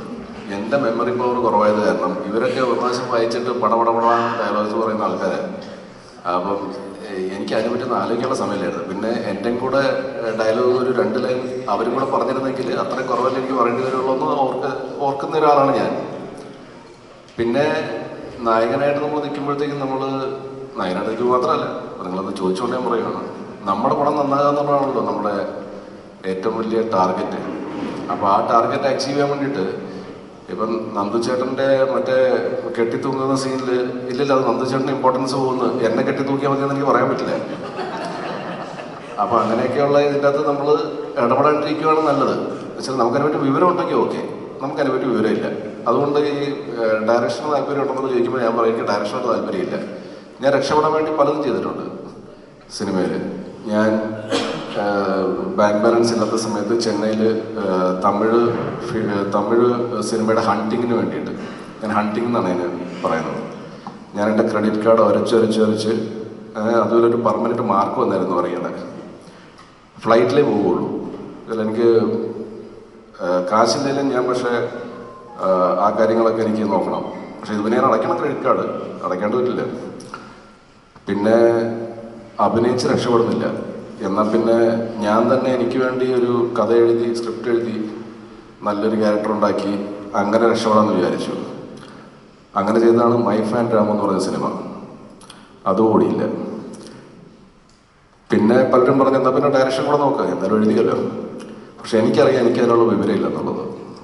നമുക്കിപ്പം അപ്പോഴത്തേക്ക് ഒരു 2012 ആയപ്പോഴത്തേക്ക് എനിക്ക് കുറച്ച് അഭിനയത്തിൻ്റെ പരിപാടി മനസ്സിലായി തുടങ്ങി. അപ്പോൾ പിന്നെ ഇത് കിട്ടുന്നുണ്ടല്ലോ, ഇനിയിപ്പോൾ മറ്റേതിലേക്ക് പോയാൽ അതും ഇല്ല ഇതും ഇല്ലാത്ത അവസ്ഥയാണെന്ന് ഓർത്ത് ആ ഒരു ഏരിയ ഞാൻ പിടിക്കുന്നില്ല. അതുകൊണ്ട് ചുരുക്കി പറഞ്ഞാൽ എനിക്കിതൊന്നും ആലോചിക്കാനുള്ള സമയമില്ലായിരുന്നു. എനിക്ക് കണ്ടമാനം ഡയലോഗ്സ് എഴുതി വെച്ചിട്ടുണ്ടായിരുന്നു. അപ്പോൾ അത് കറക്റ്റായിട്ട് പറഞ്ഞില്ലെങ്കിൽ കോമഡി സിനിമയാണല്ലോ, ഈ ചെറിയ നമ്മുടെ മോഡുലേഷൻ വരെയും പ്രശ്നമാക്കാം. അവിടെ ഒരു കോമഡി വീടിനടുത്ത് ചിലപ്പോൾ ആൾക്കാർ ചിരിക്കില്ല. അപ്പോൾ അതിലായിരുന്നു മൊത്തം കോൺസെൻട്രേഷൻ. പിന്നെ ഏറ്റവും വലിയ സന്തോഷം വിനയ് ഈ പടത്തിൽ അഭിനയിച്ചെന്നുള്ളതാണ്. വിനയ് എൻ്റെ തുടക്ക കാലഘട്ടത്തിലുള്ള വിനയ് എന്ന് പറഞ്ഞു. ഇൻഫാക്റ്റ് വിനയ് ഒരു FM-ൻ്റെ ഇൻ്റർവ്യൂവിൽ പറഞ്ഞിട്ടുണ്ട്, വിനയുടെ ഒരു ചോദ്യം ആർജി ചോദിച്ചു, സിനിമ ഇൻഡസ്ട്രിയിൽ ആരെ കാണുമ്പോഴാണ് ഒന്ന് കെട്ടിപ്പിടിക്കാൻ തോന്നുന്നതെന്ന്. വിനയ് അതിന് പറഞ്ഞ ആൻസർ, സൈജു കുറുപ്പിനെ കണ്ടാൽ എനിക്ക് കെട്ടിപ്പിടിച്ച് ഉമ്മ വയ്ക്കാൻ തോന്നാറുണ്ടെന്ന്. ചെയ്യും പുള്ളി. അപ്പം അത്രയും സ്നേഹം ഞങ്ങൾക്ക് അങ്ങോട്ടും ഇങ്ങോട്ടും ഉണ്ട്. അപ്പോൾ അദ്ദേഹം എൻ്റെ ഒരു രണ്ടാമത്തെ പ്രൊഡക്ഷൻ അല്ലെങ്കിൽ രണ്ടാമത്തെ പ്രൊഡക്ഷൻ, ഇത് ആക്ച്വലി ഫസ്റ്റ് പ്രൊഡക്ഷൻ എന്ന് തന്നെ പറയണം. ബിക്കോസ് ഇതാണ് ശ്രദ്ധിക്കപ്പെട്ടത് തിയേറ്റേഴ്സിൽ. പക്ഷെ ഭരതനാട്യം ഉള്ളത് കൊണ്ട് തന്നെയാണ് കേട്ടോ. ഭരതനാട്യം ഇല്ലായിരുന്നെങ്കിൽ ഇതിനും ഈ പ്രശ്നം ഇനിഷ്യൽ ഉണ്ടാവില്ല. പക്ഷെ അദ്ദേഹമായിട്ട് എനിക്ക് ഒരുമിച്ച് വർക്ക് ചെയ്യാൻ പറ്റി. നമ്മൾ 2-3 പടങ്ങൾ നമുക്ക് ഇതിനു മുമ്പ് ചെയ്യാൻ പറ്റുള്ളൂ. പക്ഷേ ഇപ്പോൾ കുറേ വർഷങ്ങൾക്ക് ശേഷമാണ് ഞാൻ വിനയായിട്ട് വർക്ക് ചെയ്യുന്നത്. സോ അതൊരു ഭയങ്കര സന്തോഷം നൽകിയൊരു കാര്യമാണ്. പിന്നെ നമ്മുടെ ഫാമിലി മെമ്പേഴ്സ്, സന്തോഷ് ഏട്ടൻ, എനിക്ക് ഭയങ്കര പണ്ട് തൊട്ടേ സന്തോഷ് ഏട്ടനെ കാണുമ്പോൾ എനിക്ക് ഭയങ്കര പോസിറ്റീവ് വൈബാണ്. കുട്ടിക്കാലത്തൊക്കെ ഞാൻ അദ്ദേഹത്തിൻ്റെ ഇത് കാണുമ്പോഴത്തേക്ക് ഭയങ്കര ഹാൻസം ആയിരുന്നു, നല്ല വെൽ ബിൽഡ് ആയിട്ടുള്ള. അപ്പോൾ ജയ് മഹേന്ദ്രൻ എന്ന് പറഞ്ഞ എൻ്റെ വെബ് സീരീസ് കണ്ടിട്ട് സന്തോഷ് ഏട്ടൻ എനിക്കൊരു മെസ്സേജ് അയച്ചായിരുന്നു. അപ്പോൾ എനിക്ക് പുള്ളി പരിചയമില്ല. ഞാൻ അമ്മയുടെ മീറ്റിങ്ങിലാന്ന് തോന്നുന്നു, ദൂരത്ത് വെച്ച് കണ്ടിട്ടൊക്കെ ഉള്ളൂ, ഹലോ പോലും പറഞ്ഞിട്ടുണ്ടെന്ന് തോന്നുന്നില്ല. അപ്പോൾ അദ്ദേഹം മെസ്സേജ് അയച്ചപ്പോഴത്തേക്ക് എനിക്ക് ഭയങ്കര സന്തോഷമുണ്ടായി. ഞാനിങ്ങനെ ആലോചിച്ചു, ഇദ്ദേഹത്തിനെ കുറേ നാളായല്ലോ കണ്ടിട്ട്, നമുക്ക് ഒരു പുള്ളിയായിട്ട് വർക്ക് ചെയ്യാൻ ഒരു ചാൻസ് കിട്ടിയിരുന്നെങ്കിലും. ദാസൻ്റെ ഒരു ഗുണം എന്താണെന്ന് വെച്ചാൽ, ദാസൻ ഈഗോ ഉണ്ടാവും മനുഷ്യനല്ലേ, പക്ഷേ കുറവാണ്. നമ്മളിപ്പോൾ ഒരു ആളെ പറ്റി പറഞ്ഞാൽ പെട്ടെന്ന് അവൻ അങ്ങനെ കട്ട് ചെയ്യില്ല, അല്ല ചേട്ടാ അത് അങ്ങനെ പറയില്ല. അവൻ അതിനെപ്പറ്റി ആലോചിച്ചിട്ട് ചേട്ടാ അത് വേണ്ട, അത് വന്നാൽ അത് ഇങ്ങനെ ഒരു പ്രശ്നമുണ്ട്, അവൻ വ്യക്തമായൊരു ഇതുമുണ്ട്. പക്ഷേ നമ്മൾ പറയണതൊക്കെ കുറേ കാര്യങ്ങളൊക്കെ അക്സെപ്റ്റും ചെയ്യും. അത് നമ്മൾ മാത്രമല്ല, ഇപ്പം ഒരു നല്ല കാര്യം പറഞ്ഞാലും അങ്ങനെയുള്ള മനസ്സ് എന്തായാലും അവനുണ്ട്. അപ്പോൾ ഞാൻ സന്തോഷേട്ടൻ്റെ കാര്യം പറഞ്ഞു. സന്തോഷ് ചേട്ടനെ ഏതെങ്കിലും ഒരു കഥാപാത്രത്തിൽ നമുക്ക്, അപ്പോൾ എനിക്ക് അദ്ദേഹത്തിൻ്റെ കൂടെ വർക്ക് ചെയ്യാനുള്ള ആഗ്രഹം ഉണ്ടാകും കേട്ടോ. ഉടനെ തന്നെ നമ്മളിപ്പം അദ്ദേഹം ചെയ്ത കഥാപാത്രത്തിൽ അതിനുവേണ്ടി ദാസൻ കാസ്റ്റ് ചെയ്തു.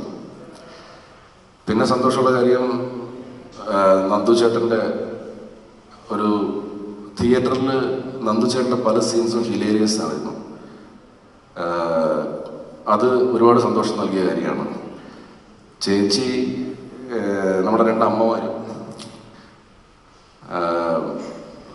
സീസൺഡ് ആക്ടേഴ്സ് ആണല്ലോ. അപ്പോൾ അതുകൊണ്ട് പിന്നെ ഞാൻ ബാക്കിയുള്ളവരെ പറ്റൊന്നും എടുത്തു പറയുന്നില്ല. ദിവ്യ, നമ്മുടെ ശ്രുതി, സ്വാതി, ബേബി ജി എന്നൊരു പുതിയ അഡീഷനാണ്. ബേബി ജീൻ്റെ ഞാൻ ഓൾറെഡി ഞാൻ ഭയങ്കര സംഭവം എന്നുള്ളത് സ്ഥാപിക്കാൻ വേണ്ടിയല്ല കേട്ടോ. എനിക്ക് എല്ലാവരെ പറ്റി എന്തെങ്കിലുമൊക്കെ പറയണം എന്നുള്ളതുകൊണ്ട് ഞാൻ പറയുകയാണ്. പക്ഷെ സത്യമാണ് പറയുന്നത്. ബേബി ജീൻ്റെ ഞാൻ നമ്മുടെ പ്രീ റിലീസ് പ്രൊമോഷൻസിൽ ഞാൻ പറഞ്ഞായിരുന്നു, ഒരു ആക്ടർ നിങ്ങൾ കാത്തിരുന്നു, ബേബി ജി അയാളുടെ പെർഫോമൻസിന് വേണ്ടി നിങ്ങൾ കാത്തിരുന്നു എന്ന്. അത് അതേപോലെ സംഭവിച്ചു. അതിലെനിക്കൊരു അഭിമാനമൊക്കെ ഉണ്ട്, എൻ്റെ ജഡ്ജ്മെൻറ്റ് കറക്റ്റ് എന്നുള്ളത്. അപ്പം അങ്ങനെ ശ്രീരേഖ അമേസിങ് പെർഫോമൻസ്. ഞാനവിടെ ചെന്നപ്പോഴത്തേക്കും ഞാൻ 4ാമത്തെ 5ാമത്തെ ദിവസമാണ് ഷൂട്ടിങ് തുടങ്ങിയിട്ടെത്തുന്നത്. അപ്പോഴത്തേക്കും വിനയുടെ 2 സീൻസും ശ്രീരേഖയുടെയും ബേബി ജീൻ്റെയും 2-3 സീൻസ് ചെയ്തായിരുന്നു. അപ്പം ശ്രീരേഖ എനിക്കറിയാം, പക്ഷേ മേക്ക് ഓവറിലാണ്. അതായത് കറക്റ്റ് പുള്ളിക്കാരത്തി യങ്ങാണ്, പക്ഷേ ആ ക്യാരക്ടറിന് കുറച്ച് ഏജ് ഉണ്ട്. ആ ക്യാരക്ടറിൻ്റെ ബോഡി ലാംഗ്വേജ് ഒക്കെ പിടിച്ച് എനിക്കിത് ആരാന്ന് ഇനിയിപ്പോൾ ഞങ്ങൾക്ക് ദാസം വേറെ കാസ്റ്റ് ചെയ്തു തോന്നും. ശ്രീരേഖ ആയിരുന്നു പറഞ്ഞിരുന്നത്. എനിക്കിപ്പോൾ വേറെ മാറിയ ഡേറ്റിൻ്റെ എന്തെങ്കിലും ഇഷ്യൂസ് ഉണ്ടായിട്ട് അതുകൂടാണ്ട് 1 പെർഫോമൻസ്. ശ്രീരേഖ ആക്ച്വലി അതുപോലത്തെ ക്യാരക്ടറല്ല, പക്ഷെ ആ ക്യാരക്ടറായിട്ട് ഭയങ്കര പെർഫോമൻസ് ആയിരുന്നു. പിന്നെ നമ്മുടെ ഇരട്ടക്കുട്ടന്മാർ, അവർ സൂപ്പർ. 2 പേരുടെയും പരിപാടിക്ക് തിയേറ്ററിൽ 1 റെസ്പോൺസ് ആയിരുന്നു. യെസ്, അപ്പം എന്തായാലും എല്ലാം നന്നായിട്ട് വന്നു. നിസ്താറയായിട്ട് അടിപൊളിയായിട്ടുണ്ട്. സർ ഒരു കറക്ഷൻ, അത് മിക്സ്ചറും സംഭാരമാണ്. അതൊക്കെ ഭയങ്കര ഹിലേരിയസ് ആയിരുന്നു. പിന്നെ എൻ്റെ വേറൊരു സുഹൃത്ത്, അടുത്ത സുഹൃത്താണ് സുരാജ് വെഞ്ഞാറമ്മൂട്. അതായത് 5ാമത്തെ മിനിറ്റിൽ സുരാജിൻ്റെ എൻട്രി നിങ്ങൾ കണ്ടതാണല്ലോ സിനിമ. അവിടുന്ന് കണ്ടിട്ടില്ലേ? കണ്ടോ? അവിടുന്ന് ഒരു ടേക്ക് ഓഫാണ് നമ്മുടെ പടത്തിൻ്റെ. ആ ടേക്ക് ഓഫിൽ നിന്ന് പിന്നെ താഴത്തേക്ക് സിനിമ വന്നിട്ടില്ല. ഞാൻ ദാസിനോട് റിക്വസ്റ്റ് ചെയ്തതാണ്, ഇവിടെ ഭരതനാട്യത്തിന് 30-35 മിനിറ്റിലാണ് ടേക്ക് ഓഫ് ആയെന്നൊക്കെയാണ് ആൾക്കാർ പറയുന്നത്. നീ ഇതിൻ്റെ അകത്ത് എങ്ങനെയെങ്കിലും ഒരു 15-20 മിനിറ്റിൻ്റെ ഇടയ്ക്കൊന്ന് ടേക്ക് ഓഫ് ചെയ്യണമെന്ന്. അവൻ കറക്റ്റ് ഒരു എക്സ്പീരിയൻസ്ഡ് പൈലറ്റിനെ പോലെ അവൻ 5ാം മിനിറ്റിൽ പരിപാടി പിടിച്ചു, അടിപൊളിയാക്കി. അതുകൊണ്ട് ഈ പറയുന്ന ഒരു സോ കോൾഡ് ലാഗോ അങ്ങനത്തെ ഉള്ള പരിപാടിയൊന്നും ഉണ്ടായില്ല. പക്ഷേ ഇത് എഴുതി വച്ചു അവൻ വളരെ മനോഹരമായിട്ട് നോക്കി. പക്ഷേ ഒരു ആക്ടർ വന്നിട്ട് അത് പെർഫോം ചെയ്ത് വേറെ ലെവലിലേക്ക് കൊണ്ടുപോവാണ്. സുരാജിൻ്റെയും വിനയ് ഫോർട്ടിൻ്റെയും കറക്റ്റ് പ്ലേസ്മെൻറ്റും കറക്റ്റായിട്ടുള്ള 2 പേരുടെ എനർജി നിറഞ്ഞ പെർഫോമൻസസ് ആയിരുന്നു. അത് ആ സമയം അത് വളരെ ഇമ്പോർട്ടൻ്റ് ആയിരുന്നു സിനിമയുടെ മെയിൻ ഘട്ടങ്ങളിൽ. അതിലൊരു അടിപൊളിയാക്കി. പിന്നെ നമ്മുടെ ന്യൂ അഡീഷൻ ജഗദീഷ് ചേട്ടനെ പറ്റി പിന്നെ നമ്മൾ പറയണം. ബിക്കോസ് വി ഹാവ് സീൻ എത്രയോ കഥാപാത്രങ്ങളുണ്ട് അദ്ദേഹത്തിൻ്റെ. ഭയങ്കര ആക്ടറല്ലേ അദ്ദേഹം. എന്ത് രസമായിട്ടാണ് നമ്മുടെ ആ ബുച്ചറിൻ്റെ ക്യാരക്ടർ ചെയ്തത്. സൂപ്പർ. എൻ്റെ ഒരു ഫ്രണ്ടുണ്ട് ഹരിത്ത്, കാലിക്കട്ട്. അപ്പം ഹരിത്തിന് ഇതൊന്നും അറിയില്ല, കഥയൊന്നും അറിയില്ല മോഹിനിയാട്ടത്തിൻ്റെ. ജഗദീഷ് ചേട്ടനും കൂടെയുള്ള നമ്മുടെ സെക്കൻഡ് ലുക്ക് പോസ്റ്റർ കണ്ടപ്പോഴത്തേക്കും അവൻ പറഞ്ഞ ഒരു കാര്യമാണ്, ജഗദീഷ് ചേട്ടനുണ്ടോ പുള്ളി പൊളിക്കും. അതേപോലെ എത്ര അപ്രിസിയേഷൻസ് ആണ് ജഗദീഷ് ചേട്ടൻ്റെ ക്യാരക്ടറിന് വേണ്ടി ആൾക്കാർ പറയുന്നത്. അത് കേൾക്കുമ്പോഴത്തേക്കും ഭയങ്കര സന്തോഷം. പിന്നെ എനിക്ക് ഭയങ്കര ഇഷ്ടമുള്ളൊരു ആക്ടറാണ്. ഞാൻ ദാസൻ്റെ ഒക്കെ ഭരതനാട്യത്തിൻ്റെ സമയത്ത് പറഞ്ഞു, എടാ ഈ അഭിരാം രാധാകൃഷ്ണൻ എന്ന് പറഞ്ഞ ആക്ടറുണ്ട്, എനിക്ക് ഭയങ്കര ഇഷ്ടമാണ്. One actor. അപ്പം അവരെ സംബന്ധിച്ചു ആ ചേട്ടാ വൺ ആക്ടർ എന്ന് പറഞ്ഞു. ഞാൻ പറഞ്ഞാൽ നമുക്ക് പുള്ളിയുടെ ഏജ് വൈസ് ഏതെങ്കിലും ഒരു കഥാപാത്രത്തിൽ പുള്ളിയെ ഫിറ്റ് ചെയ്യാൻ പറ്റുവാണെങ്കിൽ ഒന്ന് ഫിറ്റ് ചെയ്യണമെന്ന്. അങ്ങനെ നമ്മൾ അഭിരാമിനെ കാസ്റ്റ് ചെയ്തു. വൺ ആക്ടറാണ് സുഭാഷ്. ബേബിയുടെ സുഭാഷ് ജൂനിയർ, അത് സുഭാഷ് സീനിയർ. സാധാരണഗതിയിൽ ഒരേ സിനിമയിൽ മെയിൻ ക്യാരക്ടേഴ്സിന് ഒരേ പേര് വരാറില്ല. പക്ഷെ നമ്മുടെ പടത്തിൽ അങ്ങനെ ചെയ്യേണ്ടി വന്നു. രണ്ട് മെയിൻ ക്യാരക്ടേഴ്സിന് സുഭാഷ് എന്നുള്ള പേരാണ്. പിന്നെ നമ്മുടെ ബബ്ലു അജു ക്യാമറാമാൻ, ഞാൻ പ്രത്യേകിച്ച് പറയണ്ടല്ലോ നിങ്ങൾ. പിന്നെ അതിനിടയ്ക്ക് സലീം ഭായി നമ്മുടെ വക്കീലിൻ്റെ വേഷം ചെയ്തത്, അദ്ദേഹം ഒരു സീനിൽ വന്നു ഹിലേരിയസ് ആക്കി. പിന്നെ നമ്മുടെ ഇലക്ട്രോണിക്കലി മ്യൂസിക് ഡയറക്ടർ, എന്ത് രസമുള്ള കമ്പോസിഷനാണ്.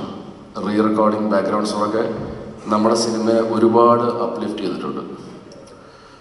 പിന്നെ എല്ലാ ടെക്നീഷ്യൻസും, എഡിറ്റർ ഷഫീഖ് ബി. ഷഫീഖ് ചില ഈ നമ്മുടെ അവസാനത്തെ ഒരു 15-20 മിനിറ്റ് സ്ക്രിപ്റ്റിൽ എഴുതിയിരുന്ന പോലെ അല്ല എഡിറ്റ് ചെയ്തിരിക്കുന്നത്. അതിൽ അവനൊരു കളി കളിച്ചിട്ടുണ്ട്. അത് ഇപ്പം ഒരു എന്താണ് നമ്മൾ ഭയങ്കര എൻഗേജിങ് ആയിട്ട് ഇരിക്കുന്നുണ്ടല്ലോ. എഴുതിയപ്പോൾ തന്നെ എൻഗേജിങ് ആയിരുന്നു, പക്ഷെ കുറച്ചുകൂടെ എൻഗേജിങ് ആക്കാൻ വേണ്ടി അവൻ കുറച്ച് കട്ട്സിൽ കുറച്ച് ചേഞ്ചസ് വരുത്തി. അത് സൂപ്പറായിരുന്നു. അത് ഷഫീഖിൻ്റെ ബ്രില്യൻസ് ആയിരുന്നു. പിന്നെ നമ്മുടെ ടെക്നീഷ്യൻസ് എല്ലാവരും, മേക്കപ്പ്, ആർട്ട്, കോസ്റ്റ്യൂംസ്, അവരൊക്കെ നല്ലപോലെ നമ്മുടെ കൂടെ നിന്നു. മേക്കപ്പ് അപ്പം ഒരു ടീം വർക്ക് തന്നെ.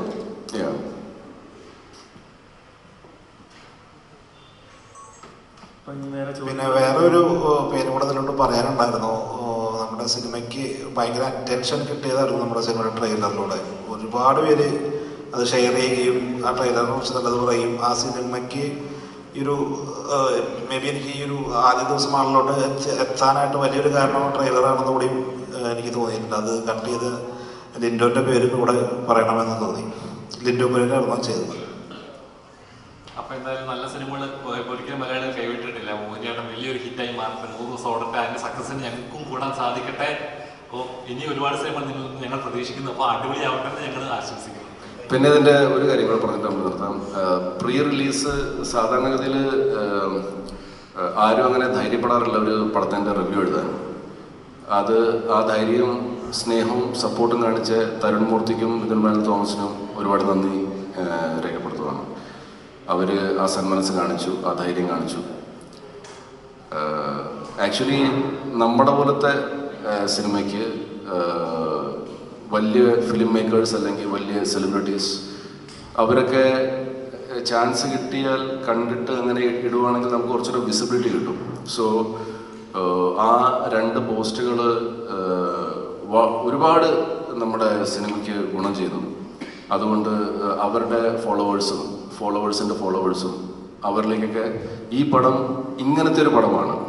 ഇപ്പം നമ്മൾ അതിനെ ജനറലൈസ് ചെയ്ത് ഡാർക്ക് ഹ്യൂമർ എന്ന് പറയും. പക്ഷേ തരുണും മിഥുനൊക്കെ എഴുതിയിരിക്കുന്നത് എക്സാക്റ്റ് അവർക്ക് എന്താണ് സിനിമ കണ്ടപ്പോൾ തോന്നിയത് വിത്തൗട്ട് സ്പോയിലേഴ്സ് അവർ വളരെ രസമായിട്ട് എഴുതി. അത് ഓഡിയൻസിലേക്ക് എത്തി. സോ അവർക്കൊരു വലിയ താങ്ക്സ്. Thank you.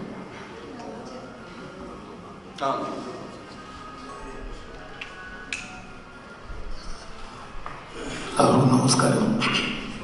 ആദ്യം ഒരു സോറി പറയുമ്പോൾ ഞാനൊരു അത്യാവശ്യ കാര്യത്തിന് ഒരു ലൊക്കേഷൻ നോക്കാൻ പോകുന്നതുകൊണ്ടാണ് ലേറ്റായത്. മോഹിനിയാട്ടം ചെന്നോടത്തെല്ലാം ഞാൻ ആ പള്ളിയിൽ ചെന്നപ്പോഴും ഭയങ്കര അഭിപ്രായമായിരുന്നു. കുർബാന കഴിഞ്ഞ് പോകുന്നവരൊക്കെ ഇന്നലെ പടം കണ്ടവരായിരുന്നു. അവർക്കൊക്കെ ഭയങ്കര അഭിപ്രായമാണ്. എല്ലായിടത്തും പറഞ്ഞു. എന്നെ ഇന്നലെ ദോഹയെന്നും അവിടെ നിന്നെല്ലാം വിളിച്ചിരുന്നു. ഇതിൽ ഏറ്റവും വലിയൊരു കോമഡി എന്ന് പറഞ്ഞാൽ ഇതുകൊണ്ട് സുരാജ് പറയുന്നുണ്ടല്ലോ, നീ ഇവിടെ വഴിപോക്കാതെ. അപ്പോൾ ഇന്നലെ ഒരാൾ റിവ്യൂ പറഞ്ഞുകൊണ്ടിരിക്കുമ്പോൾ അത് പറഞ്ഞു വന്ന അവസാനം എൻ്റെ പേരെയാണ് മാറ്റിക്കളയും. ഈ പടത്തിൽ വഴിപോക്കാൻ പൊതുവാളും നന്നായിട്ട് അന്ത് പൊതുവാളുള്ള പേര് പുള്ളി പറഞ്ഞതാണ്. ഏതായാലും ഇങ്ങനെ ഒരു പത്രസമ്മേളനത്തിൽ വരാൻ സാധിച്ചത് വളരെ സന്തോഷം. പടം ഗംഭീരമായി ഓടിക്കൊണ്ടിരിക്കുകയാണ്. ഹിറ്റല്ല, പടം സൂപ്പർ ഹിറ്റാണ്. അപ്പോൾ അടിച്ചു പൊളിച്ച് പോയിക്കൊണ്ടിരിക്കുകയാണ്. ഇതിൻ്റെ പങ്കെടുക്കുന്ന സംവിധായകൻ കൃഷ്ണദാസിനും പ്രൊഡ്യൂസർക്കും എല്ലാം വളരെയധികം നന്ദി. അതുപോലെ ഇതിൽ ഞങ്ങളോട് പ്രവർത്തിച്ച എല്ലാ സഹപ്രവർത്തകർക്കും അതിൻ്റെ ടെക്നീഷ്യന്മാർക്കും പ്രത്യേകിച്ച് ജിതേഷ്, അജ്മന, ജോബി ഇവർക്കെല്ലാം എൻ്റെ വളരെയധികം നന്ദി.